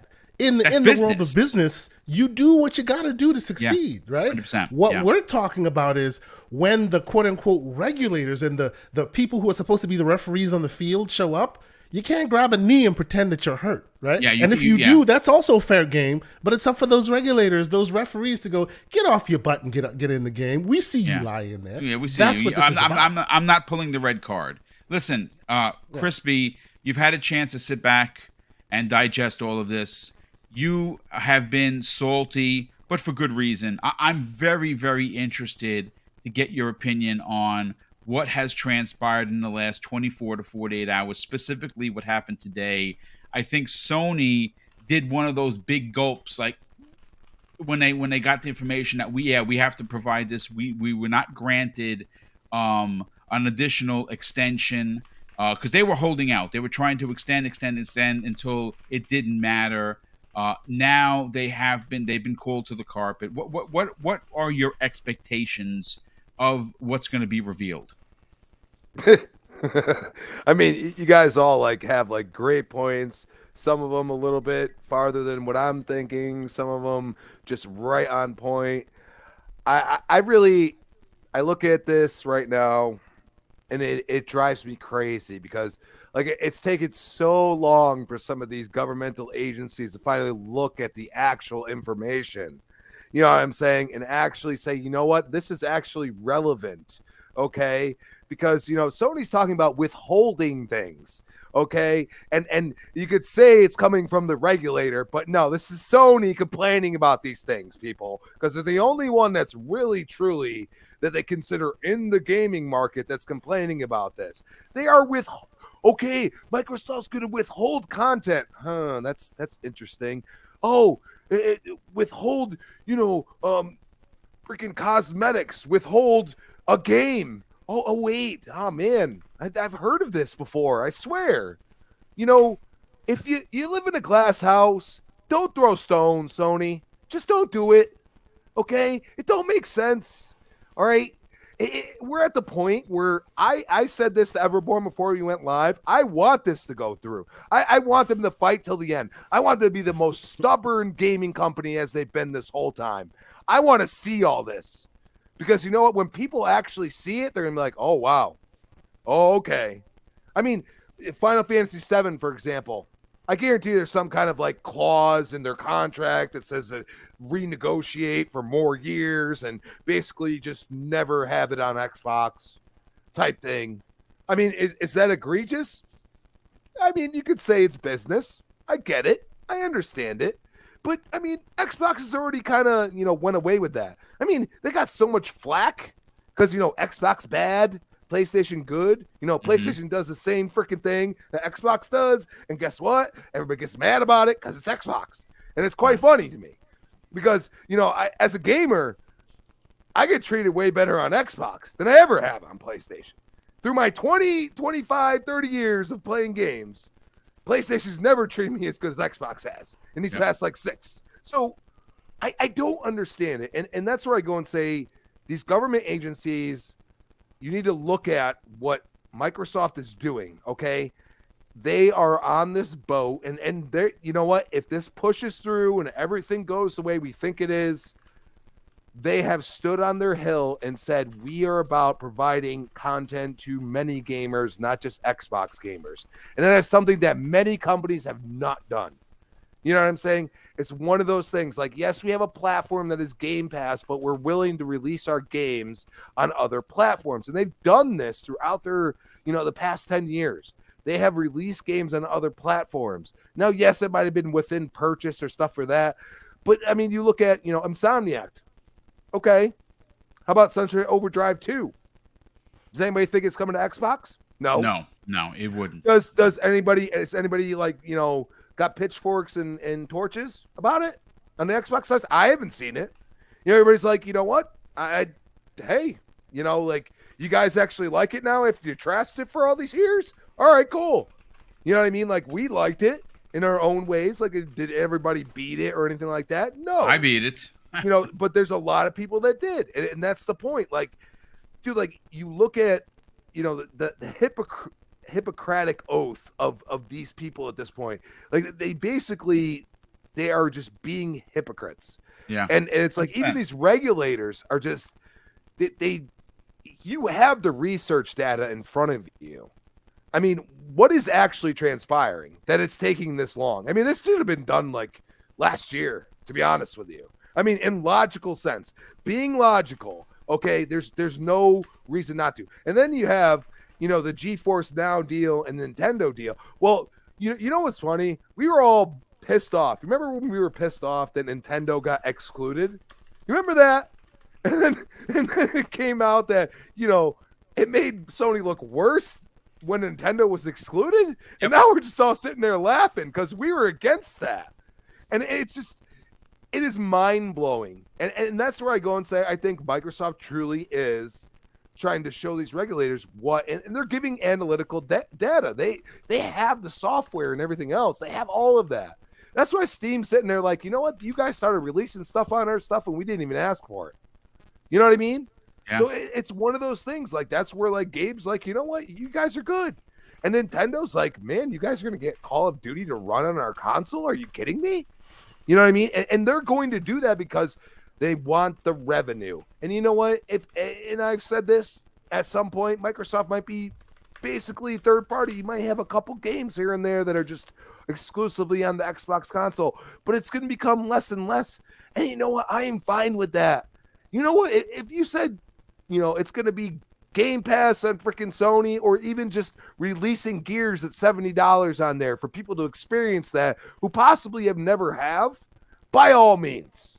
You know what I'm saying? At this point, I've been gaming so long, I don't care about all this exclusivity talk. And the worst part is that people talk about this exclusivity crap and make digs at Xbox, but when Starfield won't go over there, you're talking more trash about Xbox holding it back. Well, guess what? That's because the game wasn't fully done yet, and they purchased the damn freaking place. Well, I mean, there's also documented evidence, Crispy, that Sony was in the process of locking up Starfield as a permanent exclusive before Microsoft bought the whole company. That's a fact, folks. That's not an Xbox fantasy.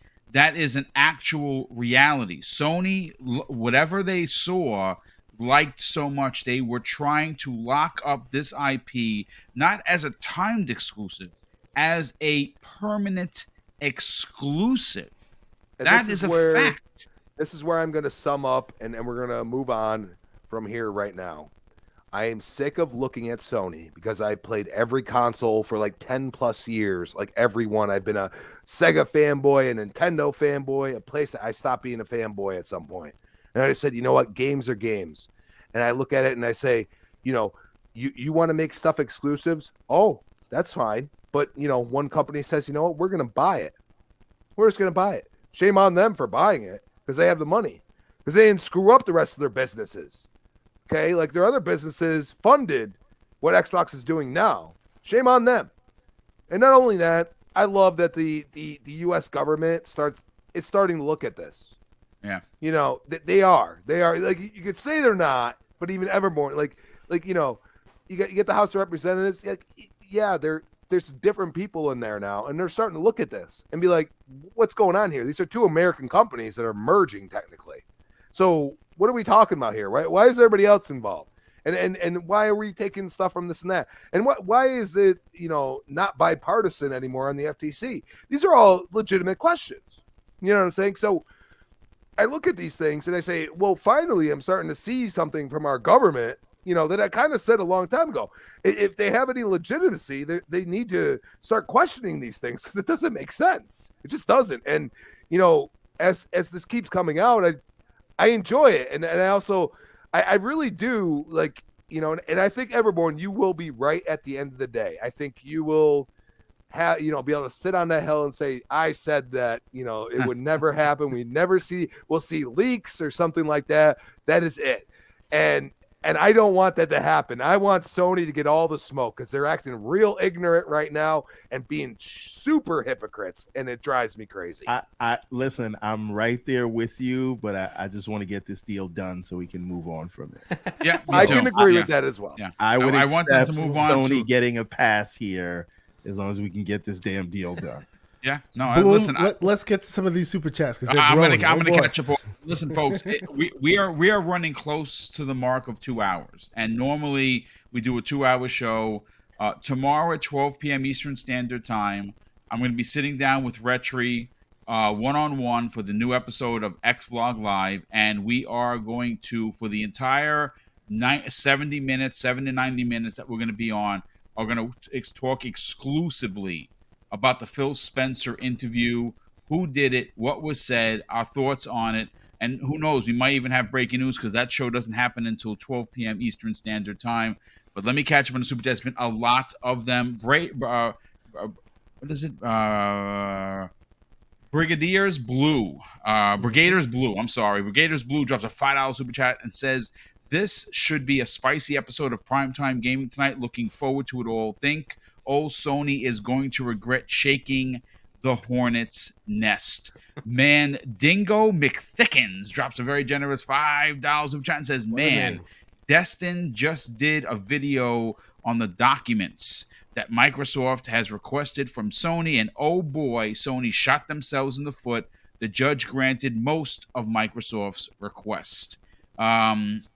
We also have Elemental PO, who's a channel member for 6 months, drops a very generous $10 Super Chat, and he actually doesn't say anything. Thank you so much for he said what could be it's not listed here. Okay, so he said what could be the repercussions of Sony exposing these documents. Sony won't close or lose PlayStation. Could Jim Ryan lose his position for something like this? I actually think Jim Ryan's going to get a raise, because he has gone toe to toe with the big old Microsoft, and his crying has really gummed up the gears, to be honest with you. He's done what he is supposed to do. Whether you like him or you don't like him, Jim Ryan is out there doing what he is supposed to do as the lead. And guess what? He would deserve a raise for all of this nonsense. He's earned crying, his paycheck. Yes. He's earned his paycheck, absolutely. Yeah, absolutely, 100%. No doubt about it. So I don't think he loses his job. I actually think they give him a higher position, if there is one.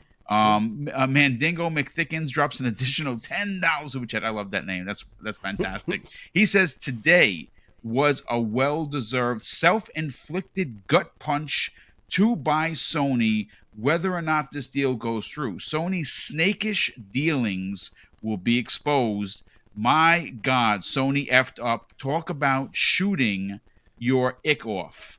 and you know exactly what he means. I like he limited himself with the letters. Very well. I love done. it. I Very love well it. done. I appreciate that very much. Highlander 001 drops a $5 super chat and says, only thing that can save Sony from having to not turn over the documents is if the FTC approves the deal. I need popcorn for this Twitter fire. We also have I'm Gonna Crumb. He drops a very generous $8 super chat and says, what's happening with Starfield These names Showcase? tonight. Yeah, the Starfield Showcase is, well, that was supposed to drop. On Tuesday's Xbox Factor podcast, we had Skullsy TV, and he said that the 2 days that Bethesda likes to drop news are Tuesdays and Thursdays. So it is possible that we could get an announcement tomorrow. I mean, it is the 800-pound gorilla in the room. Everybody wants to know when this show is going to happen. I mean, at this point, it's going to happen potentially in March. We just don't know when. We have Galvestron, who's been a channel member for 4 months, says this. What would stop ABK from releasing all contracts if they have ever signed with Sony? He's talking about Activision. Activision would probably say, yeah, we signed X, Y, and Z. I'm sure that they already have those because, well, Microsoft's trying to acquire them, so why would they hold anything? Dreadful Sean, who's been a channel member for a month. Thank you so much for that, Sean. He drops a $5 super chat and says, the judge even called out Sony for trying to hide info. Tried playing off that one of the people. Tried playing off that one of the people were Japanese. Yeah, that was one of the issues they had. The judge basically they said it would be too difficult for us to get the information of this person because all their stuff is in Japanese, and the judge is like, yeah, no, that does not matter. You can figure out how to translate Japanese. I did not know that. Use it. Wow, that's pretty crazy that they would actually say that. That's the pettiness of Sony. That's just so ridiculous. Thank you so much for the info, Dreadful Sean, and thank you for the clarification, Hargeet. Chris Lee X drops a very generous $10 super chat and says, "Hey, Boom and chat, about to take off and work on my content for tomorrow." That's awesome, brother. But wanted to clarify. Third-party deals with PlayStation go back to January 2012 per court order. Everything else is back to January 2019. So the third party goes all the way to 2012. Now that's a thing. Yeah, I did not know. Wait that. a minute. Hold on. Wait a damn minute now. Oh, okay. Go ahead. So where did it say that? I did not hear that. We will research and get back to you. We'll research. Keep going. We will have to do that because we'll do the digging. We'll do the digging. We will research this and we will tweet it back. Follow us. Heck yeah! That would be great. That'd be amazing. Chris Lee, he says this. Just wanted to clarify. Yeah. The third-party deals with PlayStation go back to January 2012 per court order. Everything else is back until January of 2019. Be cool.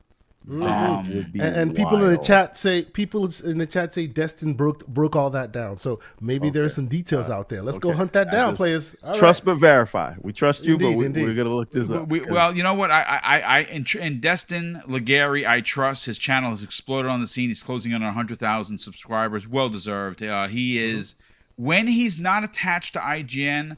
I do really like Destin. When he's at IGN. Not so much because I don't like IGN at all. I used to be a big fan of theirs, and they have done what big conglomerates do, especially in the media. They shit all over the little guy. That's just what they do, and I don't like IGN because of it.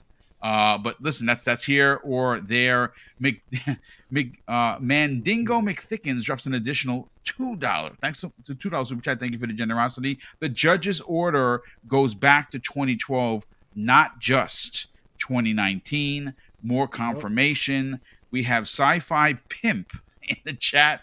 Welcome, These brother. names, Thank you so much. man. He drops a $5. What is going on tonight? This is good stuff. He says, I don't think contract info from 2019 is enough to show a pattern. I'm sure that some details, like the Square and Marvel ones, are older. I don't know. We'll see. But to your point, Mag, when you get 1,000 people in the chat, you're You're gonna find new names. Yeah, That's yeah. right. I love it, and the more the merrier. East Texas Alex, he has gifted folks 10 Double Barrel Gaming memberships. Wow, Alex, thank you so much for that crazy generosity. And then, of course, he follows that with a $2 super chat and says, "Hit that like button, everyone." Thank you, brother. I'm incredibly grateful for that generosity. That is awesome. Thank you so much for that. And he drops, an additional $5 super chat and says, "Just wanted to let you know how much I appreciate all the hard work and love your show. Love you show to the community. God bless you and your wife." Thank you, Brett. Dude, that's amazing. The generosity is amazing, but the kind words are worth their weight in gold. I truly appreciate it, and it's our pleasure to do this. We love being a part of the community. We are incredibly grateful for being accepted into this community, and we love doing this 5 days a week, and I'm really happy that you're enjoying the content. You know, I got soul. Drops a $2 super chat and says, "Just so you all know, hit dogs holler." Right? Enough said, player. Enough said. All right. Enough said, indeed. Okay. So, The name guys, and the super chat, just one. guys, There you go. That's right. I am looking at the FTC document right now. Okay. Request 35 was denied. And let me just read to you just very quickly what Sony asked for. Okay, Sony seeks to quash Request 35, which asks SIE to produce an executed copy of every content licensing agreement you have entered into with any third-party publisher between January 1st, 2012 and present. What? Right? And that was denied as Oh a my Based God. on the They have to give it. foregoing, SIE's request 35 request to quash request 35 is rejected. Whoa. Okay. Okay, So- can so there I we get go. Doc Brown in here? I need to go back in time and re-say what I said an hour ago. I want to change everything I just said. I want to change my plea, Your Honor. Yeah, Dude. Marty, we got to go back. Now that's new I committed information. That's- perjury. Finish Yeah. the super chats, Oh Boom. my Finish God, the super that's- chats. Do you see we why I gonna lose said it. this is never going to see the Oh, light of boy. day? Yeah, Oh, you know what? Do boy. me a favor. Drop that into the DM so I could use that as a talking point for Friday's Breakfast with Boom, because this is going to be a conversation. That is That's damning. amazing. That is damning. Wow. That does put Sony on blast, and maybe your original statement as, no, they're just going to sign the deal because if this gets out, if any of that gets out, they're dead. 12. Wow. That's amazing. That's when the skullduggery really began. Yeah. Because Yeah. they were coming back. They were coming back after licking their wounds from the 360 gen, right? Yep. Right. Yep, So yep. they came back hard, and they were scumbags because they were pissed that someone came close to the title. Well, Yeah. that's Wow. well, Keep- folks. keep You heard it going, live Boom. on the air. Big shout out to everyone that confirmed that information, and now we just had a confirmation that Sony is in big trouble. I thought they were in trouble from 2019 moving forward. Going back to 2012 and all their dirty dealings really does potentially. This is the people's eyebrow kind of a moment. And unfortunately, Sony is about to get the big elbow smash. Listen, indeed, Brett Brigham indeed. drops a very generous $2 super chat and says, Wait a minute. "Who-" Hold on. Yes, sir. Hold on. I'm Oh, here reading we some go. more. There's, All there- right. there's more free Let shoes. the man finish the super He- chat. No, it's not that. So we want to get this correct, right? Yeah, absolutely. So request 35 was limiting the nature of the licensing documents, right? And it just also mentioned that they wanted to go back to 2012. But if you read the end of the document, it says that request 35 was denied, meaning you have to give everything that you've had with a third party. But it does say that SIE's request to limit the document requests, including requests 14, 19, 23 to 25, 28, 29, 35, and 43 to the time period of January 1st, 2019 is granted. So they cannot limit the amount or the aspect. They have to give everything, but it is 2019. So even the third it doesn't party, go to 2012 anymore. Okay. right? Okay. Because that's all the third party licensing agreements is request 35. Okay. and they were granted everything they asked for, but the time frame was limited to 2019. Was limited to So just so 2019. everybody's Understood. clear, I don't want us to. Yeah. No, say I So mean, that might then exclude Final Fantasy, right? Because that was way before 2019. No. I don't no, think but so. I mean, you'd still get when the 1 year Updated documents. right. Okay. Because all of that, Interesting. Okay. the rebirth and all that other stuff would be included because it's Would be January included. Okay. 2019 to present day. Gotcha. Okay. Okay. All Keep right, well, going. Boom. well, listen. We have a few more Thank you super for chats. thank you for the clarification on the documents, especially and again, once again, request 35 is denied. Comes from a $2 super chat from Chris Lee. Again, Brett Bingham drops a very generous $2 super chat and says, "Who honestly likes Jim Dale Ryan here?" Not many people, to be honest with you. And Risk It for the Biscuit. Hey, what's up, Risk It? How you feeling, brother? All the way from Australia, drops an $8 super chat and says, "What's up, gentlemen? Best of gaming in the house. Thank you for that. Can't wait to see you all at E3. Me and Hargeet are going to be touching beards. Cannot wait. I love it. That's hilarious." Yeah, Sounds pause. gross there. I'm saying. Indeed. on Yeah, there? I'm going to E3, of course. I'll be there. Mag is going to be there, and Kay Asante and I are going to be, and Iron Lord's going to be. It's going to be a party. Great. Let me tell you something, folks. There's nothing better. I think for me, going back to E3 2019, the event itself was just amazing, and it was very awe-inspiring because I've never been to an E3. But ultimately, the biggest draw for me, my best memories of E3 weren't the games. It wasn't the spectacle. It was the people. Getting a chance to meet people that you've worked with on podcasts in person and hang out and have a Dr. Pepper for me or a ginger ale because I don't drink is amazing. I met so many people. I got to hang out with the Iron Lords. I stole King David's, his whip. Sorry about that, King David. I stole it. It is what it is. It was amazing. Risk It. When we're on the Hollywood Boulevard, can you do me a favor? Or just come with me to Hollywood Boulevard. We're going to take a picture, and I'm just going to tell everybody he was Jack Black. Oh, that's great. I love it. That's great. Yeah, it was I hung out with Jack Black. Yeah, good for you, buddy. Listen, ladies and gentlemen, Last this has been super an chat. amazing year. Don't We have forget, another one. Another Chris Lee's final super chat. Yes. Yeah, he says he dropped a $2 super chat and says request 35 was denied. Listen, at the end of the day, Sony's in trouble. They have to produce these documents. They know that they're going to be behind the eight ball, and I say good on them. I say they earned. Like I said, my father used to tell me, Craig, you've earned this ass whooping. Well, that's what I'm saying about Sony right now. They've earned the ass whooping, and good on them. But listen, ladies and gentlemen, again, I apologize for not talking about the Phil Spencer interview. We're going to get to that tomorrow. It's just that it's it's a 2-hour show. This was a big topic. Everyone had absolutely astounding opinions. Let's get to the outros. We'll start first with Hargeet Chani. Listen, brother, big changes coming to Game On Daily in the way of bigger, better content. We know that the slanderous one, if you will, or the sauciest one in Gaz has left the show with Colt Eastwood because of the time frame, and it's going to open up the door for more potential sauce videos. Please tell everyone about Game On Daily with him and Asa. They do it every Saturday. Talk about that. And again, you're not on social media, but where can people reach out to you if they wanted to, potentially strike up a conversation?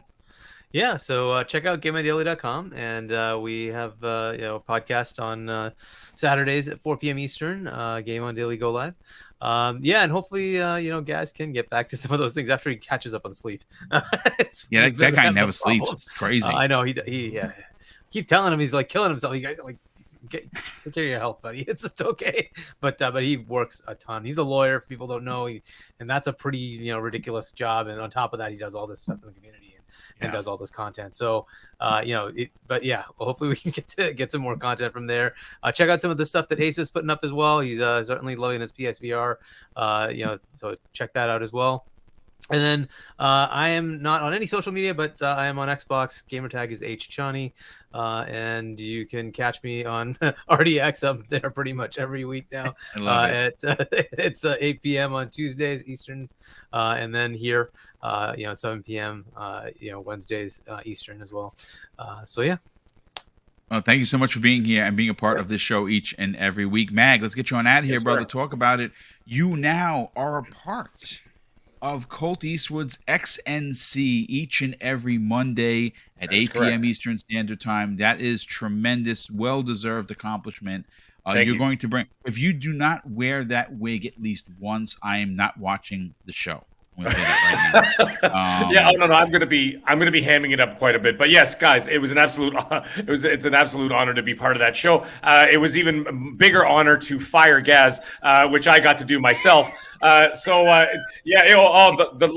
tears in his eyes and everything it just made my whole day. Made it all I made a better. smoothie out of it and I fed it to my kids. And I said, guys, this is what success tastes like. Gaz's tears. Anyways, in all seriousness, Gaz and I always rib each other about that stuff. So, anyways, it was an awesome show tonight.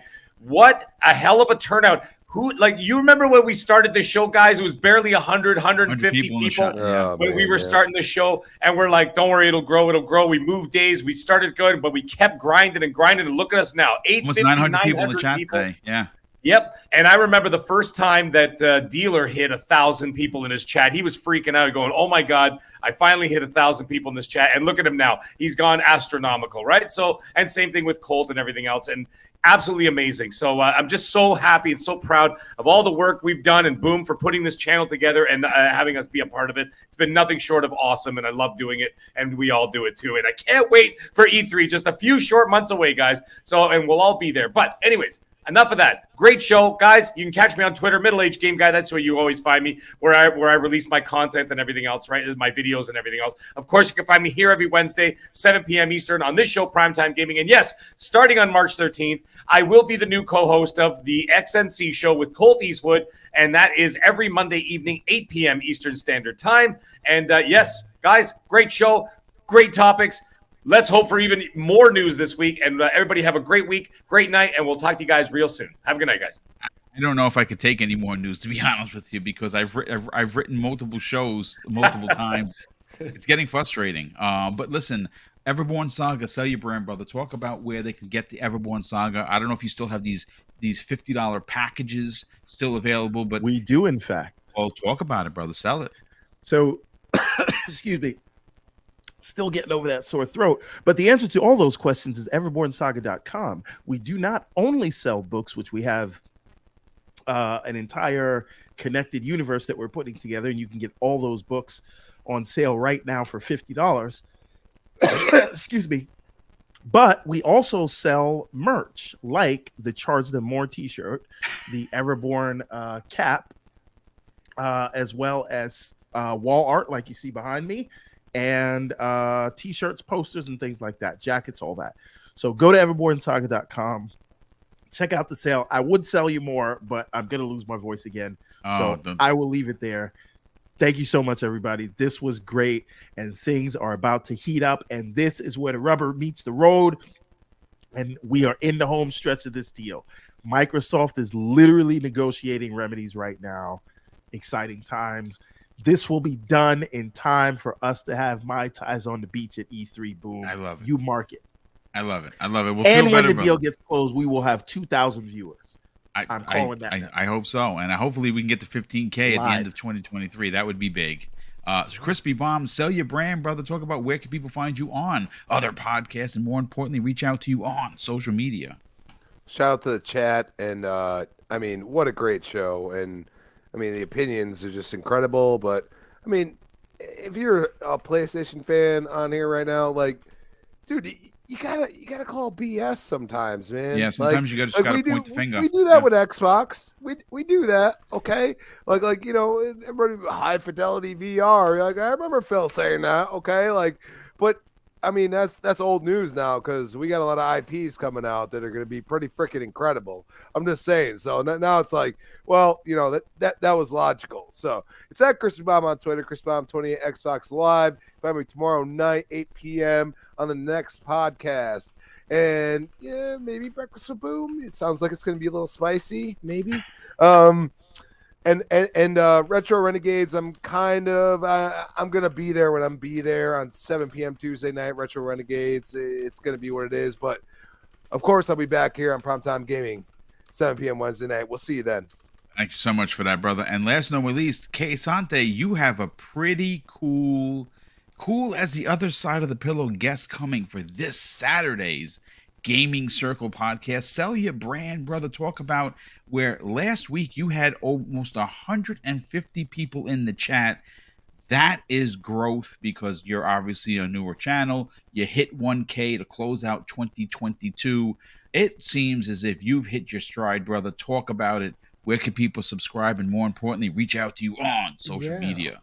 Yeah, well, first and foremost, thanks to everybody who happened to join us today. It looks like we're you yourself and this chat is growing exponentially, so we appreciate that.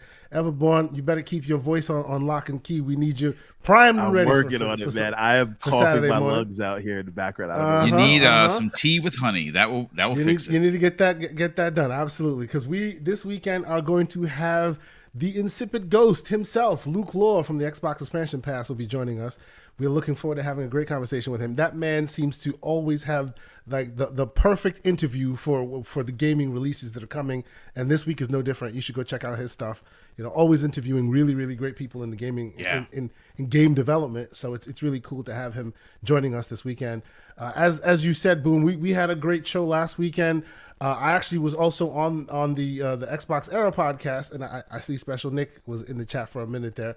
So yes, we had a great conversation there as well. They're having Cliffy B on this weekend. So there's just a whole bunch of gaming stuff going down this weekend. So I'm excited for it. Come check us out this weekend. Follow me. I'll follow you back on Twitter and all those places. TK Osante on Xbox, PlayStation, all those places you want to find me on Twitter as well. And of course, you'll know when we go live. Hopefully you can join us, join the chat, come have a nice slanderous PG-13 conversation on a Saturday morning. We look forward to seeing you there. Hope everybody is able to come back here again next week. Because, we're about to hit them 1,000 viewers. Come on, we're going to do it. Thank you so much for that, brother. And last super chat of the day comes the way of Jonas the Dad. Drops a very generous $2 super chat and says, love the show. Great panel as always. Thanks. And thanks to you as well. Big shout out to Lethal Papa. This dude is one of the best mods in the business. He walks silently and carries a very big band stick. And that's why you can come to this chat and to many chats in the podcast community and enjoy yourself and not be bothered or bullied by trolls or just straight up a-holes. That's because he is tirelessly in there, and he's very fair. He has full authority to ban you. If you are a D-bag and he bans you, don't come crying to me. I won't even hear you out because he gives people chances. And when you catch one from him, well, sometimes you just got to keep it. But listen, we'll just laugh at you from here on the stage. We're just watching him snipe you. It's a beautiful thing. It is quite a beautiful. He's quite a sniper, and we love it. But listen, ladies and gentlemen, again, thank you for all the super chats. Thank you for nearly 900 people on tonight's Primetime Gaming. And of course, I'm going to close out the show with something that is important to me. Hopefully one day it'll be important to you. And that's something that my dad taught us when we were kids. And he would say, Craig, treat others how you want to be treated. And also, it doesn't cost anything to be nice. You live by those rules, son. I can guarantee you're going to have an awesome day. So take care, everyone. We'll see you next week on the newest episode of Primetime Gaming with Mr. BoomStick and Friends.